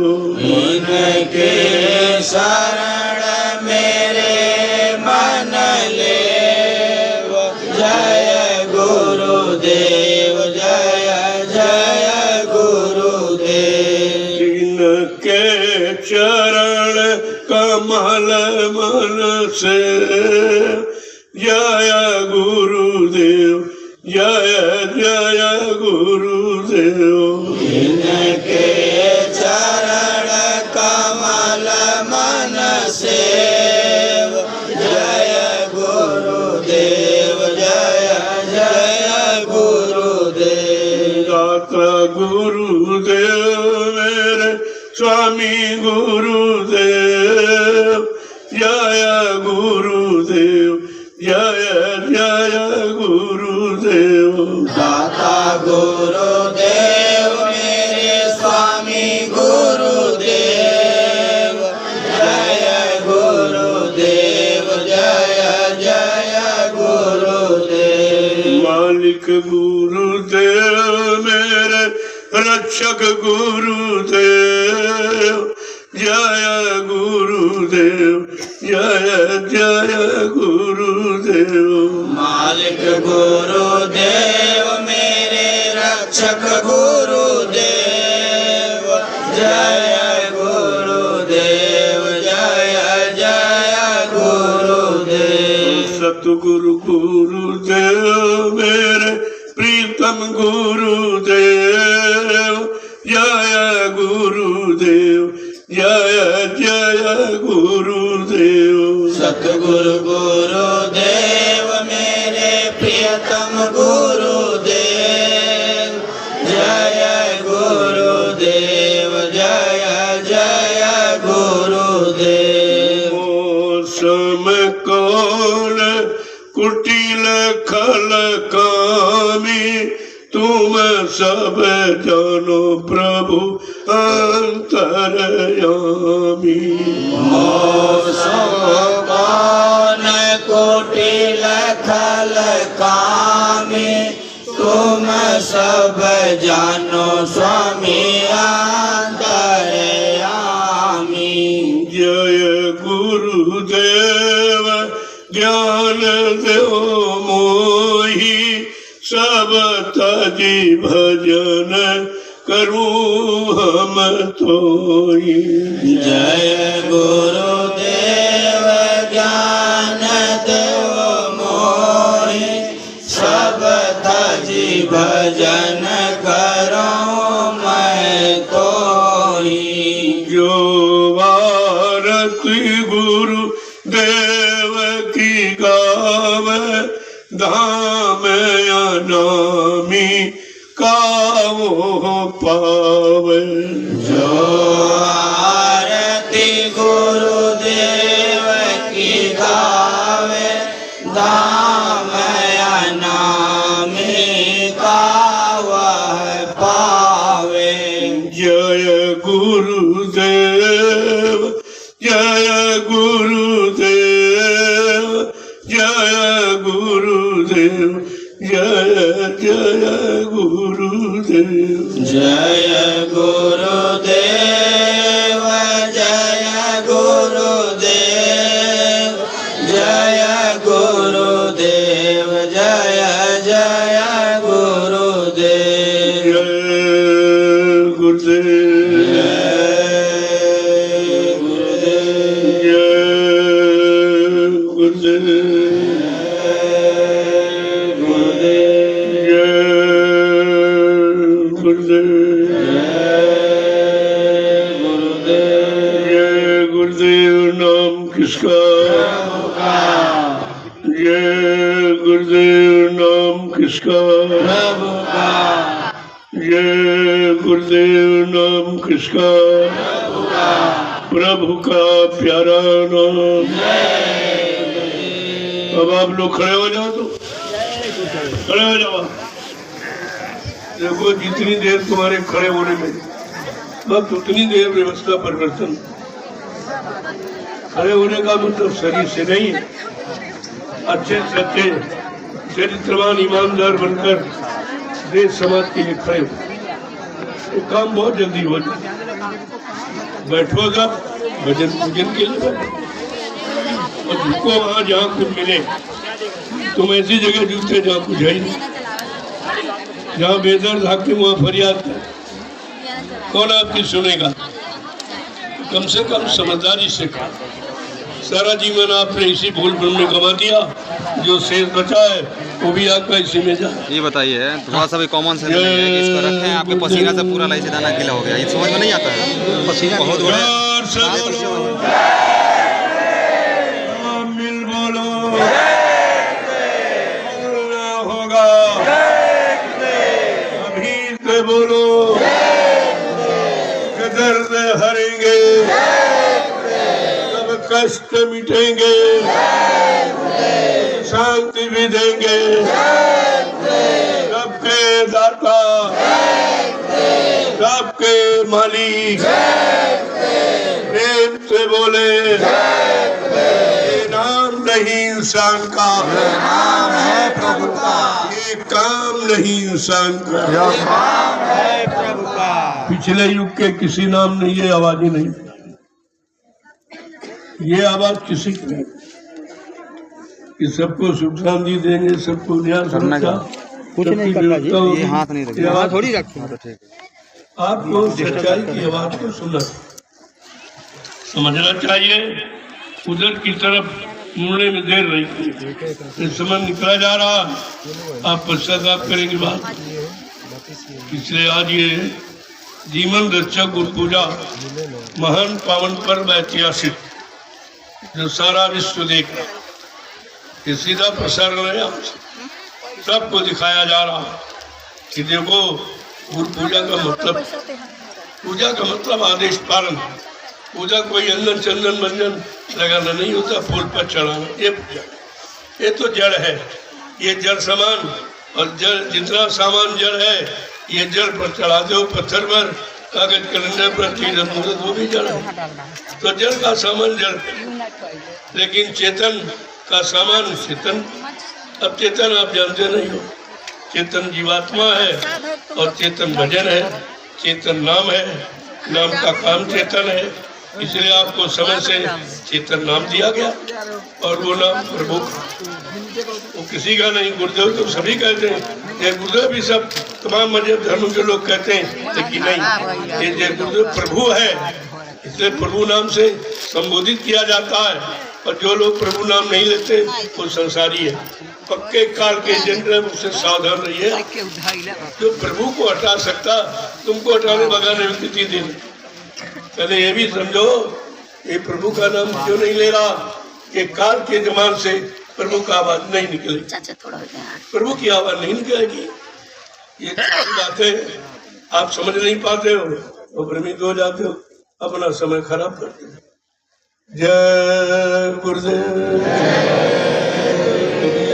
अब आप लोग धीरे धीरे दया की भीख मांगने के लिए आंतरिक भाव विचार पीड़े वेदना से हमारी के चरणों में फरियाद, अपने बने गुनाहों की माफी मांगो। तो मुझे सर्वशक्ति ऐसा ज्ञान दे दीजिए ताकि मैं काल की व्यवस्था से हटकर दयाल की व्यवस्था में लग जाऊं और मेरा ये युगों युगों का भूला विचार काम जीवात्मा के कल्याण का पूरा हो जाए। इसलिए सभी प्रेमी अपनी अपनी आवाज देना। एक दो पंक्तियां हैं, एक पुरुषों की, एक पहला। ये पूजा का कार्यक्रम 12 तक चलेगा, क्योंकि एक दिन में तो हो नहीं पाएगा। 12 तारीख तक, ये 12 तारीख के बराबर चलता रहेगा। कुछ प्रेमी नहीं आ पाए, चाहे छुट्टी नहीं मिली या काम नहीं मिला, ज्यादा था, तो मैंने 12 तो इसीलिए 6 दिन का। कोई पहले दिन आ जाएगा, वो जाएगा, फिर दूसरे लोग आ जाएंगे, फिर तीसरे आएंगे, फिर चौथे। 6 दिन में सभी इस पूजा में शामिल शरीक होकर अपना आत्मिक कल्याण का रास्ता प्रशस्त करें। इस बात को बराबर ध्यान दें। जय गुरुदेव। देखो ये प्रसाद बना के रख दिया, इसको बहुत संभाल के रखना। इलायची दाना समझना, ये तो बाजार में बहुत दिखता है, लेकिन यहाँ सद्गुरु दाता दयालु की दया कृपा इसमें शामिल करके आपके लिए प्रसाद बना दिया। इसको बहुत सुरक्षित रखें। इसी तरह का कोई मतलब वाला लापरवाही नहीं करनी चाहिए। ये तुम्हारे लिए है व्यक्तिगत और पूरे साल तुम्हारी मदद करेगा। इसको ले जाइए सामान। लापरवाही की अगर चूहा लेगा तो उसका लाभ हो जाएगा, तुम रह जाओगे। ये तो अपना काम करेगा, कोई जीव खाएगा लेकिन तुम्हारी दया कट जाएगी। तुम्हारा मतलब यानी दया का भाग कुर्सी है वहाँ, कुर्सी रखो।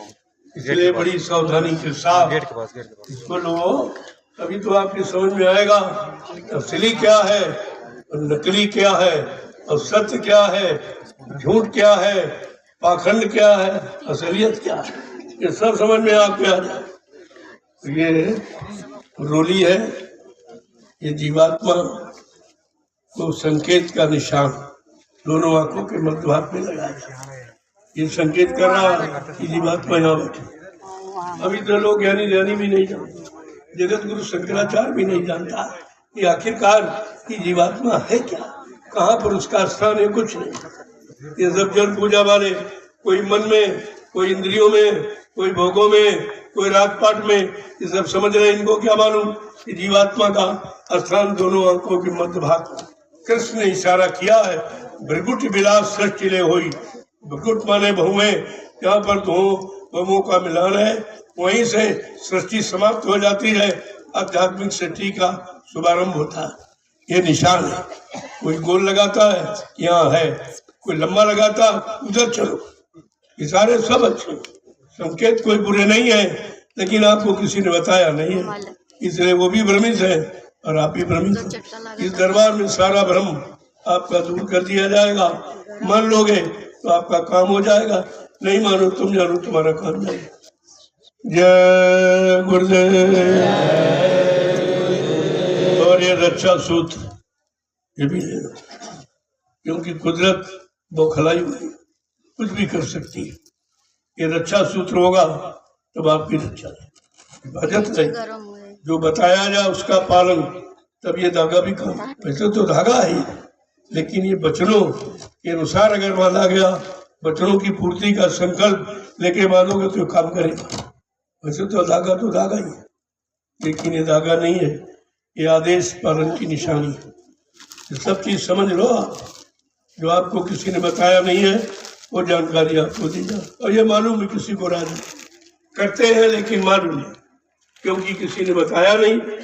अब ऋषि मुनि महात्मा योगी तो कोई है नहीं, इन भोगियों से तुम उम्मीद रखते कुछ बता देंगे, कुछ दे देंगे, उनके पास ये सब कहा। इसलिए ये सब ले जाओ, संभाल के। इसका कोई पैसा नहीं लिया जाता, परमार्थ बेचा नहीं जाता, धर्मार्थ बेचा नहीं जाता, स्वार्थ बेचा जाता।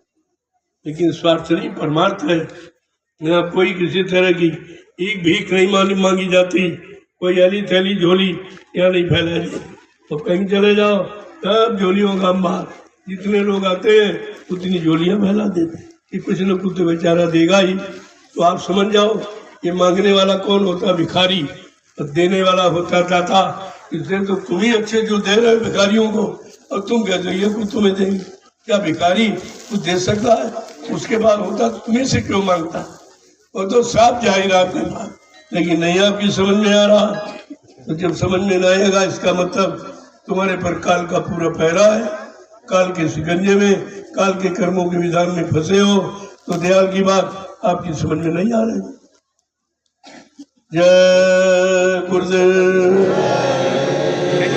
वो सबके सब तो कभी नहीं समझे, नहीं तो काल का साम्राज्य नहीं खत्म हो जाए।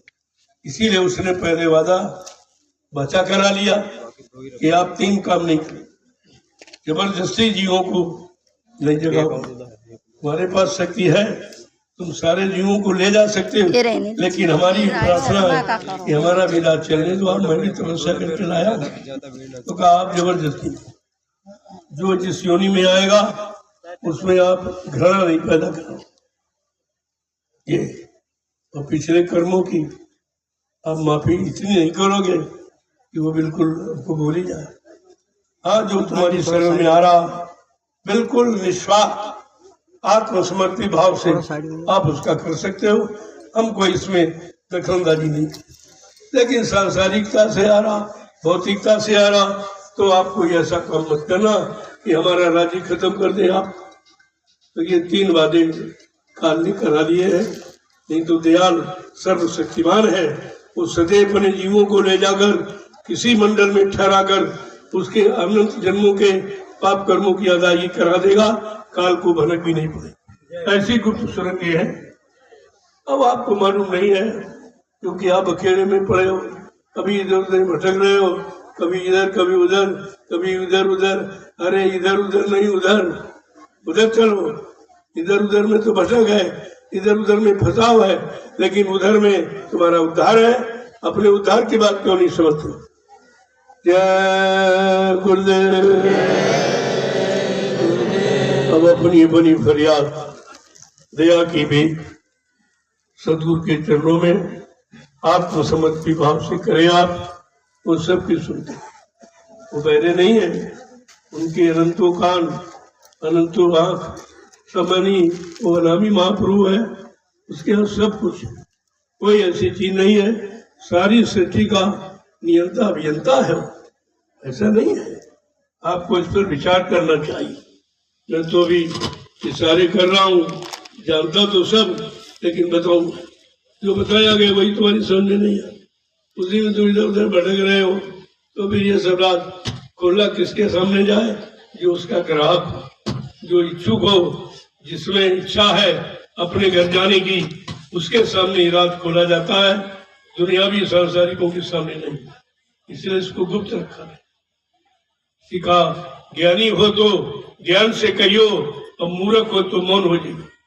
फिर आपको नहीं कहना, ये वचनों का अपमान होगा। अगर वचनों का अपमान होगा, आप भी दोषी ठहराएंगे कि जब लोग जानने वाले, लेने वाले नहीं थे, सुनने वाले, मानने वाले नहीं थे, कदर करने वाले नहीं थे, तो आपने दया क्यों की?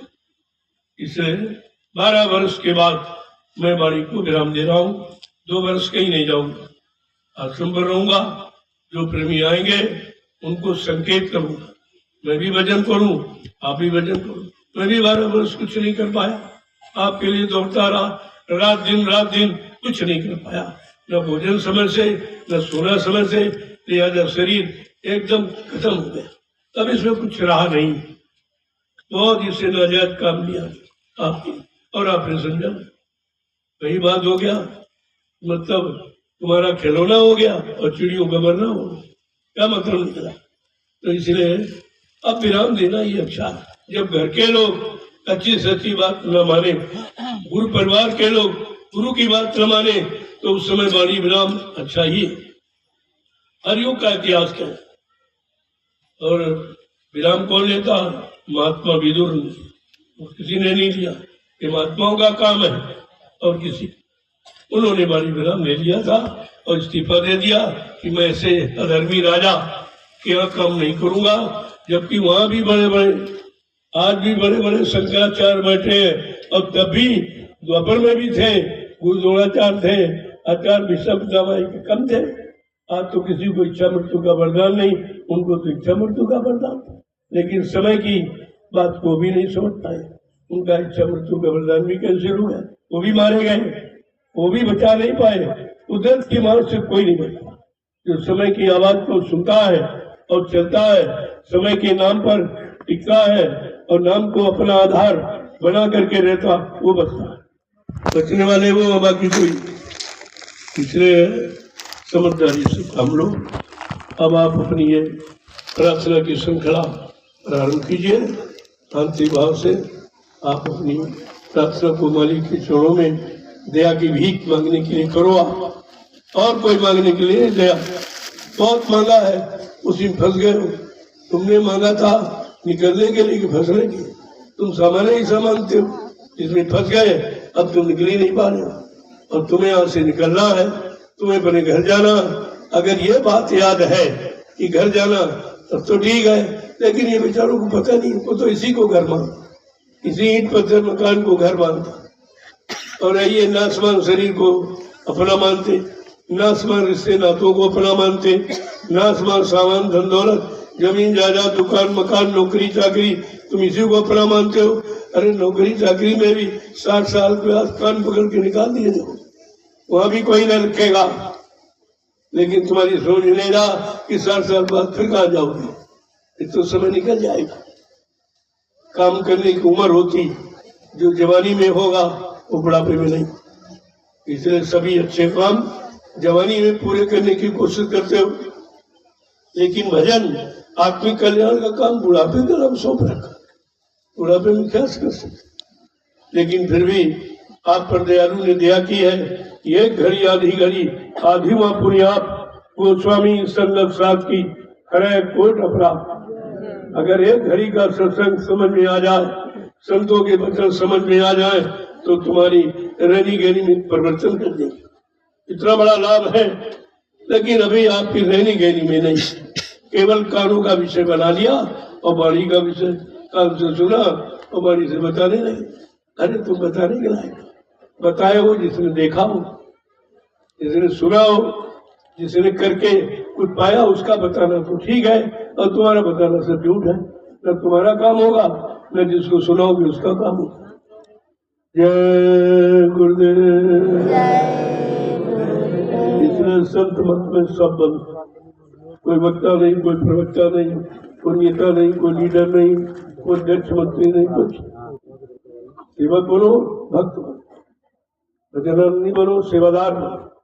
परिवर्तन कलयुग का सेवादार भजनानंदियों से होगा, अध्यक्ष मंत्रियों से, वक्ताओं से, नेताओं से। ये धार्मिक धड़ा का परिवर्तन पहले भी कभी नहीं हुआ, अब कहाँ से हो जाए। अब तो संतों का पदार्पण हो चुका, अब ये दादरी चलने वाली नहीं। उनको भी संकेत किया जा रहा, उनको भी इशारा किया जा रहा।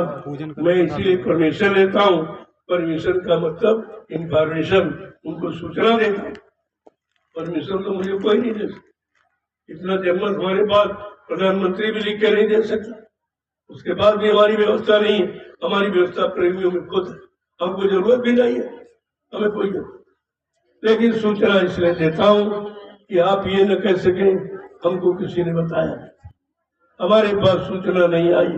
मैं निमंत्रण कार्ड देकर सबको सूचित कर रहा हूँ। समय आने पर कोई ये नहीं कह सकता कि हाय उससे हम न हुए, हम ये नहीं करने देंगे। आप सबको बता। और ये जंगल में पड़ा, बस्तियों में, धार्मिक स्थलों में, धार्मिक नदियों के किनारे सबने भीड़ लगाई है, लेकिन जंगल में लगा के कोई दिखाए, आपको पता चल जाएगा सच्चाई कहाँ है। नदियों के किनारे कितनी भीड़ अभी होगी, संगम देखा, कितने लाख लोग मर गए बेचारे। ये मनुष्य मंदिर ये व्यर्थ में चलेंगे। अरे ईंट पत्थर वाला टूट जाएगा फिर बन जाएगा, लेकिन मनुष्य मंदिर अगर चला गया फिर दोबारा नहीं मिलेगा। और वो भी प्रतियोगी में था। अरे जल में डूब के मरना, अग्नि में जल के मरना, उछल करके मरना, यानी मतलब ये सब प्रतियोगी के लक्षण है। और जब प्रतियोगी में चले गए, वो कह रहा कि तर गए, हमने तर नहीं गए, मर गए, अकाल मौत में चले गए। प्रतियोगी में चले गए, इनको मानव जीवन हजारों वर्ष तक नहीं मिलेगा। ये सारा दोष राजा जा सुरात्रि प्रजा दुखारी, स्वर्ण पवस नरकटकारी। जिसके रात में प्रजा दुखी है वो राजा नरक में जाता है। ये रामचरितमानस 550 वर्ष से संगीत कर रही, मैं वो याद दिला रहा हूँ, मैं नहीं कह रहा हूँ। ये रामचरितमानस की, श्री राम के पुजारियों, श्री राम को मानते हो, रामचरितमानस को नहीं मानते। अरे रामचरितमानस ही श्री राम है और श्री राम ही रामचरितमानस है, ये बात क्यों नहीं समझते। लेकिन कोई नहीं, एक भी वचन किसी के पास, चाहे राजा हो, चाहे भैया तो, चाहे धर्माचार्य हो, कोई नहीं रामचरितमानस के बारे में जानता है। जो उसमें लिखा अगर तुम पढ़ लो तो नैमिषारण्य की तरफ दौड़ के भागोगे। इसी स्थान के लिए गोस्वामी महाराज ने इशारा किया है कि तीर्थ पर नैमिष विख्यात था, अब पुनीत साधक ये नैमिषारण्य विश्व विख्यात ये धार्मिक स्थल, तो वो भूमि है जो विश्व में कहीं नहीं है। इतने बड़ी संख्या विश्व में किसी देश, किसी स्थान में इतने ऋषि मुनि मिलकर तपस्या नहीं की है। इसलिए मैंने तपोभूमि का चुनाव किया। रामचरितमानस के वचनों को पालन करके, उनके आदर्शों पर चलकर, और तुम्हें भी रामचरितमानस के वचनों की याद दिला रहा हूँ, आदर्शों पर चलने के लिए प्रार्थना कर रहा हूँ, आपकी भला हो जाए, आपका कल्याण। जब जब राजा गलत दिशा की तरफ जाने लगा, मंत्रियों ने सलाह दी, लेकिन कोई मंत्री वो सब हम यहाँ करने वाले, कब हम यहाँ मिला, कोई बताने वाला, कोई समझाने वाला नहीं। तो कहने का मतलब ये महात्माओं का कार्य समझाना, भूले बिछड़े रास्ते पर चलने से रोकना, याद कराना, ये सब उनका काम है, महात्माओं का काम ही है, क्योंकि महात्मा इसी काम के लिए आते हैं। परमार्थ के कारण साधु धरा शरीर, जो परमार्थ समाज देश जनित धर्महित आते हैं, वो कभी स्वार्थ लोभ लालच की बात नहीं, और साधु से हो न कारजानी, साधु संत महात्माओं से किसी भी धर्म, किसी मजहब जाति कभी हानि नहीं, क्योंकि वो सर्वदेशी है, सर्वहितैषी है, सर्वसमर्थ है। वो एक जाति के लिए, एक मजहब धर्म के लिए स्वार्थ लोभ लालच, कोई गद्दी का लालच के लिए नहीं आते। ये सब लिखा है आपके यहाँ, तो वही तो आपको याद करा। जय गुरुदेव। अब आप लोग चलिए इस प्रार्थना की श्रृंखला में जुड़कर अपनी जीवात्मा से उस परमात्मा प्रभु से प्रार्थना, अनामी महाप्रभु से प्रार्थना करो, वो सब सुनता और सबकी सुनकर वो निर्णय लेता। वैसे नहीं मैं भी करूँगा, क्योंकि फिर दर्शन के लिए आऊँगा, दर्शन के लिए आपका दर्शन तो नित्य करूँगा, उससे मैं तो वंचित रहने वाला नहीं, क्योंकि भक्तों का दर्शन बड़े भाग से होता है, और वो भी गुरु भक्तों का, और भी सदगुरु भक्तों का, तो और सौभाग्य की बात। इसलिए मैं आपको प्रणाम करता हूँ, और आप भी प्रणाम करना सीखो। प्रणाम आत्मा से आत्मा के लिए, शरीर के लिए, इस चमड़े के लिए प्रणाम नहीं होता। ये आती जाती काला घोड़ा, इसके लिए प्रणाम नहीं है। कोई धर्मान बलवान बुद्धिमान को प्रणाम नहीं किया जाता, प्रणाम जीवात्मा से जीवात्मा को किया। ये भी राज नहीं कोई जानता। मैं 12 वर्ष से कर रहा हूँ, आप नहीं जानते। 12 वर्ष से कर रहा हूँ, आप नहीं जान पाए। अब हमको खुल कहना पड़ा, अरे भाई पढ़ो। प्रणाम का परिणाम आशीर्वाद होता। प्रणाम करोगे, आशीर्वाद आपको चाहिए, तो कहीं भी हो दुनिया के किसी कोने में चले जाओ, अगर आपके अंदर लगन, गुरु से प्रेम है, सेवा भाव है, अगर वहीं से आत्मा से पुकारोगे, वो वहीं बैठा है, वहीं बैठा है। अरे वो गटगटवासी है, वो अंतर्यामी है, वो सब देख रहा और सब सुन रहा। इसलिए तुमको अपनी करनी के मुताबिक फल मिल जाएगा। करनी नहीं करोगे तो कुछ नहीं। ऐसे मुफ्त लुटाया नहीं जाता। ये आध्यात्मिक दौलत है, कुछ करना सीखो। यहाँ से चले जाओगे कुछ खाली हाथ, फिर हजारों जन्मों तक ये मनुष्य शरीर नहीं मिलेगा, ये नहीं मिलेगा। करोड़ जन्मों की तपस्या, करोड़ों जन्मों के पुण्य, करोड़ों जन्मों की सेवाएं जब आपकी इकट्ठी हुई है, अब माली की दया हुई, तब कहा चलो एक बार इसको मानव तन का सौभाग्य दे दीजिए। लेकिन काल ने इसने भी चाल कर दी, इसको 2 भागों में बांट दिया, एक स्त्री तन एक पुरुष तन, फंसाने के लिए। अब स्त्री पुरुष में फंस गई, पुरुष स्त्री में फंस गई। उसने हर नाव फंसाने का रखा है, लेकिन संतों ने अति दया कृपा मेहरबानी कर गए, चाहे स्त्री तन हो चाहे पुरुष, सबको निकलने के लिए नाम का आधार दे दिया। ये नाम आधार है, नाम डोरी सब डोरी, इससे काल डरता है। तभी तो जब तुम यहाँ तुम्हारी जीवात्मा आई तो काल ने यही चालाकी की कि आपकी नाम डोर सब डोरी छीन लिया, आपको नियत्ते कर दिया, आधार बीन हो गए। तब से तुम यहाँ पड़े हो। जब तक कोई नाम डोर शब्द डोर लेके नहीं आएगा, आपको नहीं पकड़ाएगा, कोई जीवात्मा घर नहीं जा सकती। ये कितना बड़ा काम, कितने युगों का भूला बिछड़ा आपका हो रहा, अब भी आप गफलत में, कभी शंका में हो, कभी इधर कभी उधर कभी उधर। तुम इधर उधर भाग रहे हो, मैं उधर की तरफ कह रहा हूँ उधर चलो। इधर चलकर कुछ नहीं, यहीं पड़े रहोगे, चाहे इधर जाओ चाहे उधर जाओ, आप उधर नहीं जा सकते। जब उधर चलोगे इधर उधर छूट जाएगा आपका। ये सच्ची सुख शांति है। जय गुरुदेव। अब ये आप महाप्रसाद गुरु पूजा के पावन पर्व का ऐतिहासिक है, इसको जरूर ले लीजिए। सब लोग बिना प्रसाद के नहीं जाएंगे। बाद में आप बहुत पछताना कि हमारा एक्सीडेंट हो गया, हमको बीमारी आ गई, हमारा दिमाग फेल हो गया, हार्ट अटैक हो गया। मैं सुनने वाला नहीं हूँ। ये सब की दवा बना के रखिएगा, इसको ले लीजिए। इसका रोज इस्तेमाल, इसमें और मिला लेना, एक एक दाना रोज। बहुत समय खराब है, तुम्हारा घर से निकलना सुबह नहीं कि आप लौट के आ ही जाओ, ये कोई गारंटी नहीं। इसलिए प्रसाद को साथ रखो और शाकाहारी बनकर जब स्थापना करोगे तब काम करेगा। बगैर परहेज के डॉक्टर भी गारंटी नहीं लेता कि आप ठीक हो जाओ। परहेज तो करना ही पड़ेगा। परहेज के लिए आप शाकाहारी सदाचारी हो जाओ, ब्रह्मचारी। एक नारी सदा ब्रह्मचारी, एक पति सती। ये कोई दोष नहीं है, ये कोई काल की व्यवस्था नहीं है, ये दयाल की व्यवस्था। उसने हर व्यवस्था में रहकर आपका काम करने का वादा किया है, लेकिन थोड़ा संयम से। संयम शब्द जोड़ा गया, संयम से रहोगे, शरीर निरोग रहेगा, आप भजन कर पाओगे, सेवा भी कर पाओगे। जब शरीर रोगी हो गया, भोगी भोग में फंस गए, फिर आप कुछ नहीं कर पाओगे। न संसार का काम होगा, न शरीर का काम होगा, अध्यात्म का तो हो ही नहीं सकता। इन बातों को, यही तो सत्संग है।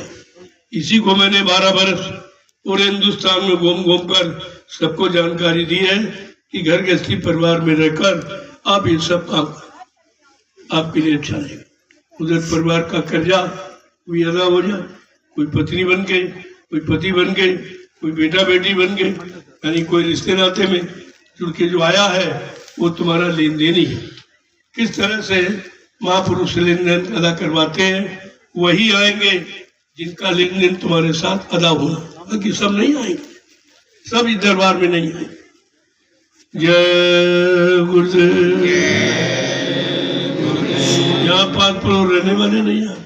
देखो कैसे बेचारे आँख के अंधे, कान के बहरे हैं, बुद्धि के हीन है, उनकी समझ नहीं आ रही। ये भी नहीं देख रहे हैं कि लाखों आदमी आया हुआ है इस जंगल में, फिर भी इनमें चेतना और जागृति नहीं है, क्योंकि इनका खान पान गंदा, इनके विचार गंदे हैं, इनकी बुद्धि गंदी हो गई, इनकी सोच गंदी है, इनके कर्म गंदे हैं। लिहाजा कर्म प्रधान विश्व रचना, कर्मों की प्रधानता है, बगैर कर्म की कोई चीज मिलती नहीं है। इस बेचारे सब रह गए। मैं इनको पहले देना चाहता हूँ, लेकिन जब तुम आओगे नहीं तो क्या मिलेगा? आओगे कैसे? इधर के काबिल नहीं हो। बात तो ये, किसी जीव के कारण आ गए हो, उस जीव का सौभाग्य है, वो आपको लेके आया है। तुम इस दर के काबिल नहीं हो और आ भी नहीं सकते। तुम्हारा काम वही लेन देन, कर्म कर्जे वही भुगतान करो, इधर नहीं आ पाओ। यह सराबत कठिनाई तो स्वामी महाराज लिखा, इस मार्ग में आने में बड़ी बाधा, काल तरह तरह की अटकलें जिलतें लगाता रहता है कि कोई जीव सदगुरु की शरण में जाने न पावे, उनके अनमोल वचनों को सुनने न पावे, उनके द्वारा परमात्मा की सेवा में लगने न पावे, नाम की कमाई करने न पावे, तो ये सारी जीवात्माएं निकल जाएगी, मेरा देश खाली हो जाएगा। उसको भी चिंता है, उसको इतनी चिंता है कि जगह जगह फंसाने की पूरी व्यवस्था कर रखी, तुम निकल नहीं सकते। लेकिन जितनी ज्यादा काल ने फंसाने की व्यवस्था की है, उससे करोड़ों गुना ज्यादा व्यवस्था दयाल ने तुम्हें घर ले जाने की। ऐसा नहीं है, दयाल काल की होड़ लगी है। अब तुम अपने आप को देखो, तुम काल की तरफ हो कि दयाल की तरफ? तुम काल की सुन रहे हो कि दयाल? क्या फंसने वाले सामानों में जा रहे हो, बने हो कि निकलने की कोशिश कर रहे हो? ये आपको समझना है। यही सत्संग है, यही चेतावनी है। जय गुरुदेव। अब आप लोग चलो, इस प्रार्थना श्रृंखला को आगे बढ़ाओ। आज सबको मौका है अपनी अपनी फरियाद। ये पूजा पूरे दिन रात चलती रहेगी, जब तक सबको नहीं हो जाए तब तक बंद नहीं, क्योंकि सबको प्रसाद मिलना चाहिए, सबको लाभ। दुनिया में कहीं चले जाओ, कोई प्रसाद नहीं देगा, कहीं नहीं किसी के पास। ये सच्चाई है। मुझे कहो भाई प्रसाद बना दीजिए, पता चल जाएगा झूठा कि असली की नकली है, खुद ही आपको बता दें। प्रसाद कोई नहीं बना सकता, और न किसी के पास बनाने की कोई शक्ति है, आपको तो बना के दिया जा रहा। जय गुरुदेव।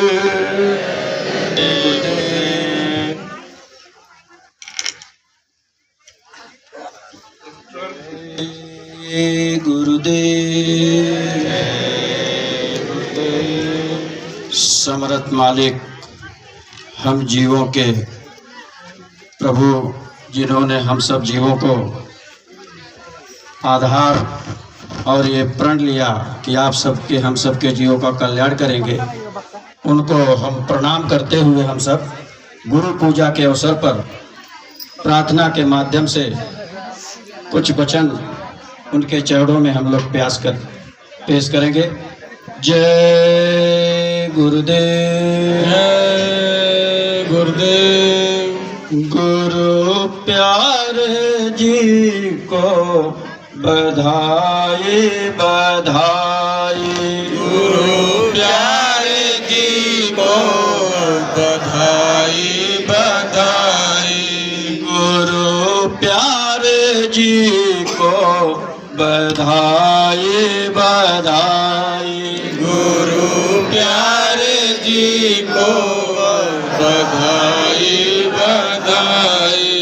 गुरु पूर्णिमा के महापर्व आए।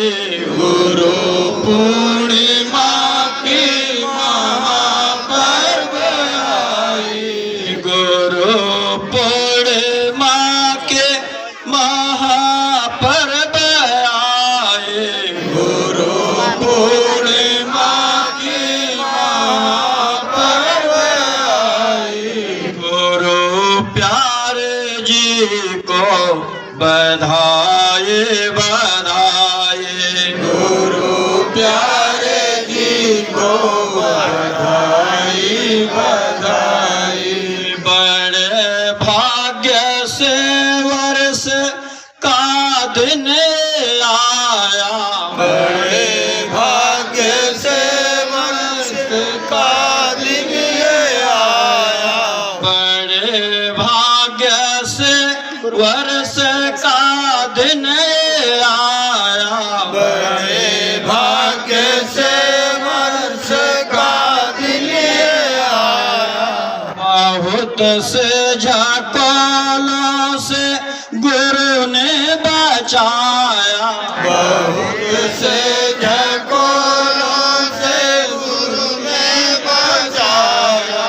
गुरु की कृपा हमको यह दिन दिखाए।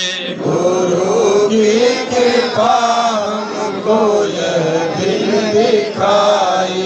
इन प्रभु की कृपा हमको यह दिन दिखाए। प्रभु की कृपा हमको यह दिन दिखाए। गुरु प्यारे जी को बधाई बधाई। गुरु प्यारे जी को बधाई बधाई। मेरी आँख पर लाल मारती छाए। मेरी आँख पर लाल मारती छाए। मेरे आँख पर काले मारती छाए। मेरे आँख पर काले मारती छाए। मगर बादलों से चमक जैसे आए। मगर बादलों से चमक जैसे आए। गुरु प्यारे जी को बधाई बधाई। गुरु प्यारे जी को बधाई बधाई। गुरु ने हम में बुलाया। गुरु ने हमें निष्काम में बुलाया। इन्होंने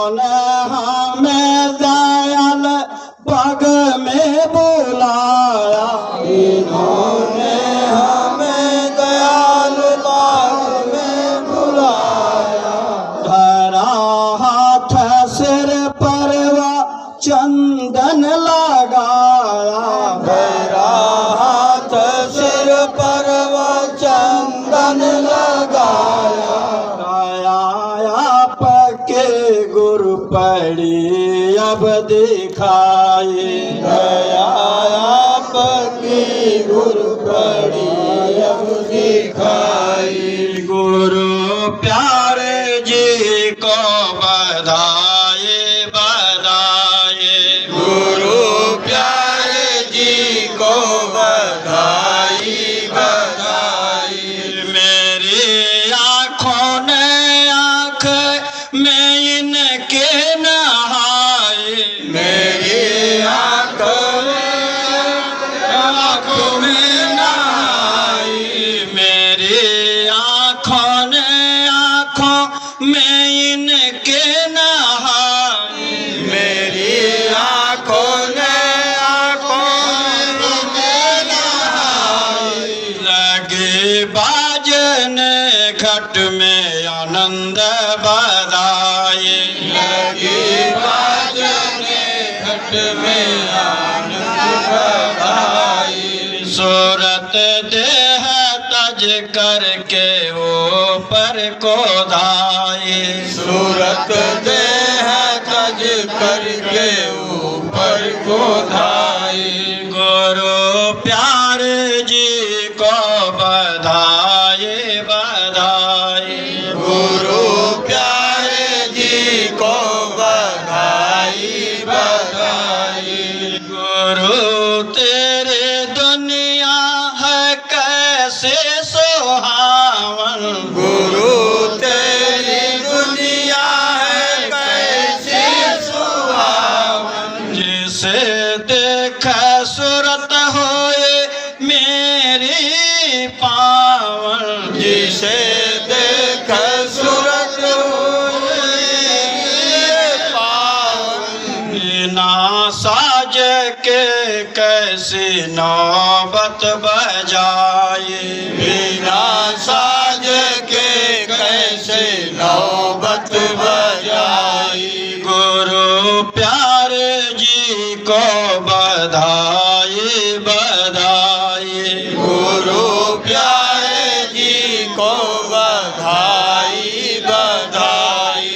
मेरे प्यारे बलिहार मैं तुम पर जाऊं, मेरे प्यारे बलिहार तुम पर जाऊं। मेरे प्यारे बलिहार मैं तुम पर जाऊं, मेरे प्यारे बलिहार मैं तुम पे जाऊं।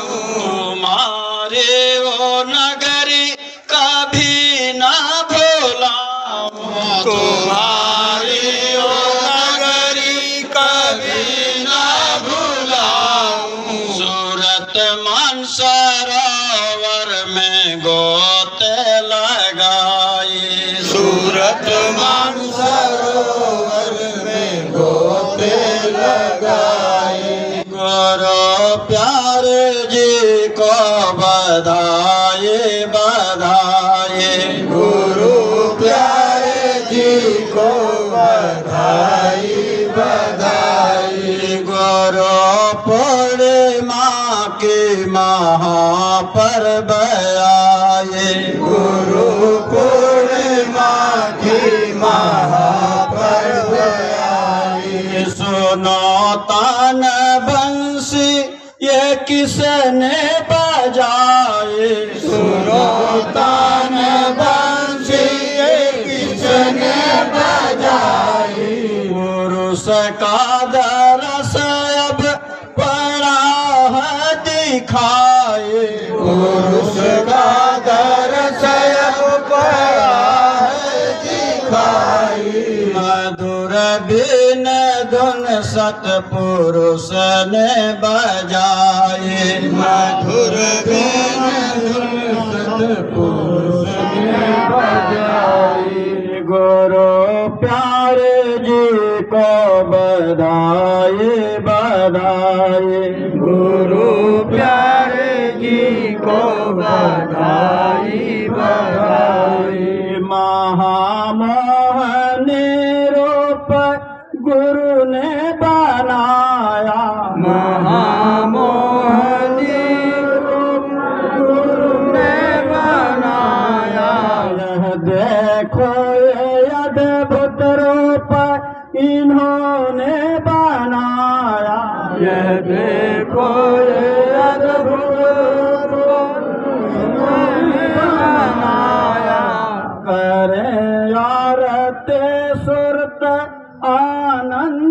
छाए आरती सुख आनंद छाई महाआरती सुन के आनंद छाई महाआरती सुन के आनंद छाई गुरु प्यारे जी को बधाई बधाई गुरु प्यारे जी को बधाई बधाई गुरु पूर्णिमा के महापर्व आई गुरु पूर्णिमा की महापर्व आई गुरु प्यारे जी को बधाई बधाई गुरु प्यारे जी को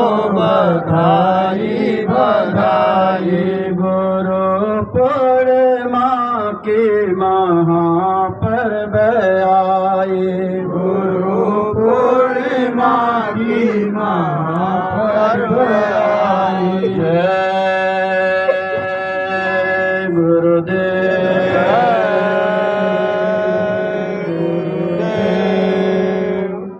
माफ कर दो दयालु मेरे सब खता माफ कर दो दयालु मेरी सब खता माफ कर दो दयालु मेरे सब खता माफ कर दो दयालु मेरी सब खता ओ क्या बताऊं मैं कितना खतावार हूँ क्या बताऊं मैं कितना खतावार हूँ क्या बताऊं मैं कितना गुनहगार हूँ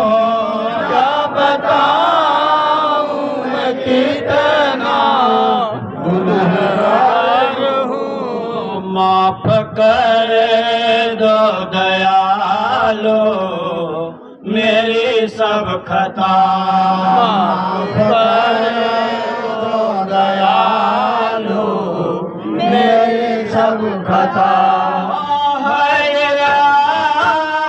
से भारी मेरी जिंदगी है गुनाहों से भारी मेरी जिंदगी है गुनाहों से भारी मेरी जिंदगी है गुनाहों से भारी मेरी जिंदगी फिर भी मालिक ने मुझको सहारा दिया फिर भी मालिक ने मुझको सहारा दिया मैं बीना बजाता मेरे स्वामी जी हुक्म बीना बजाता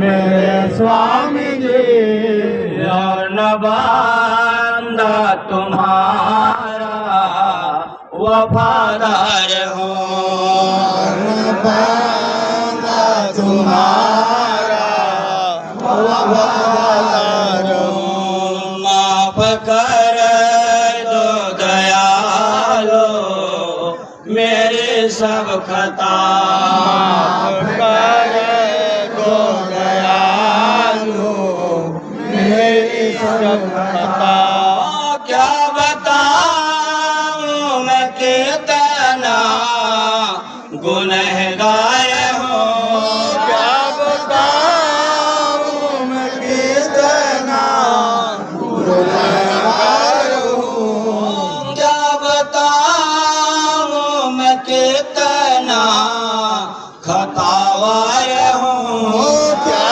बताऊं मैं कितना खतावार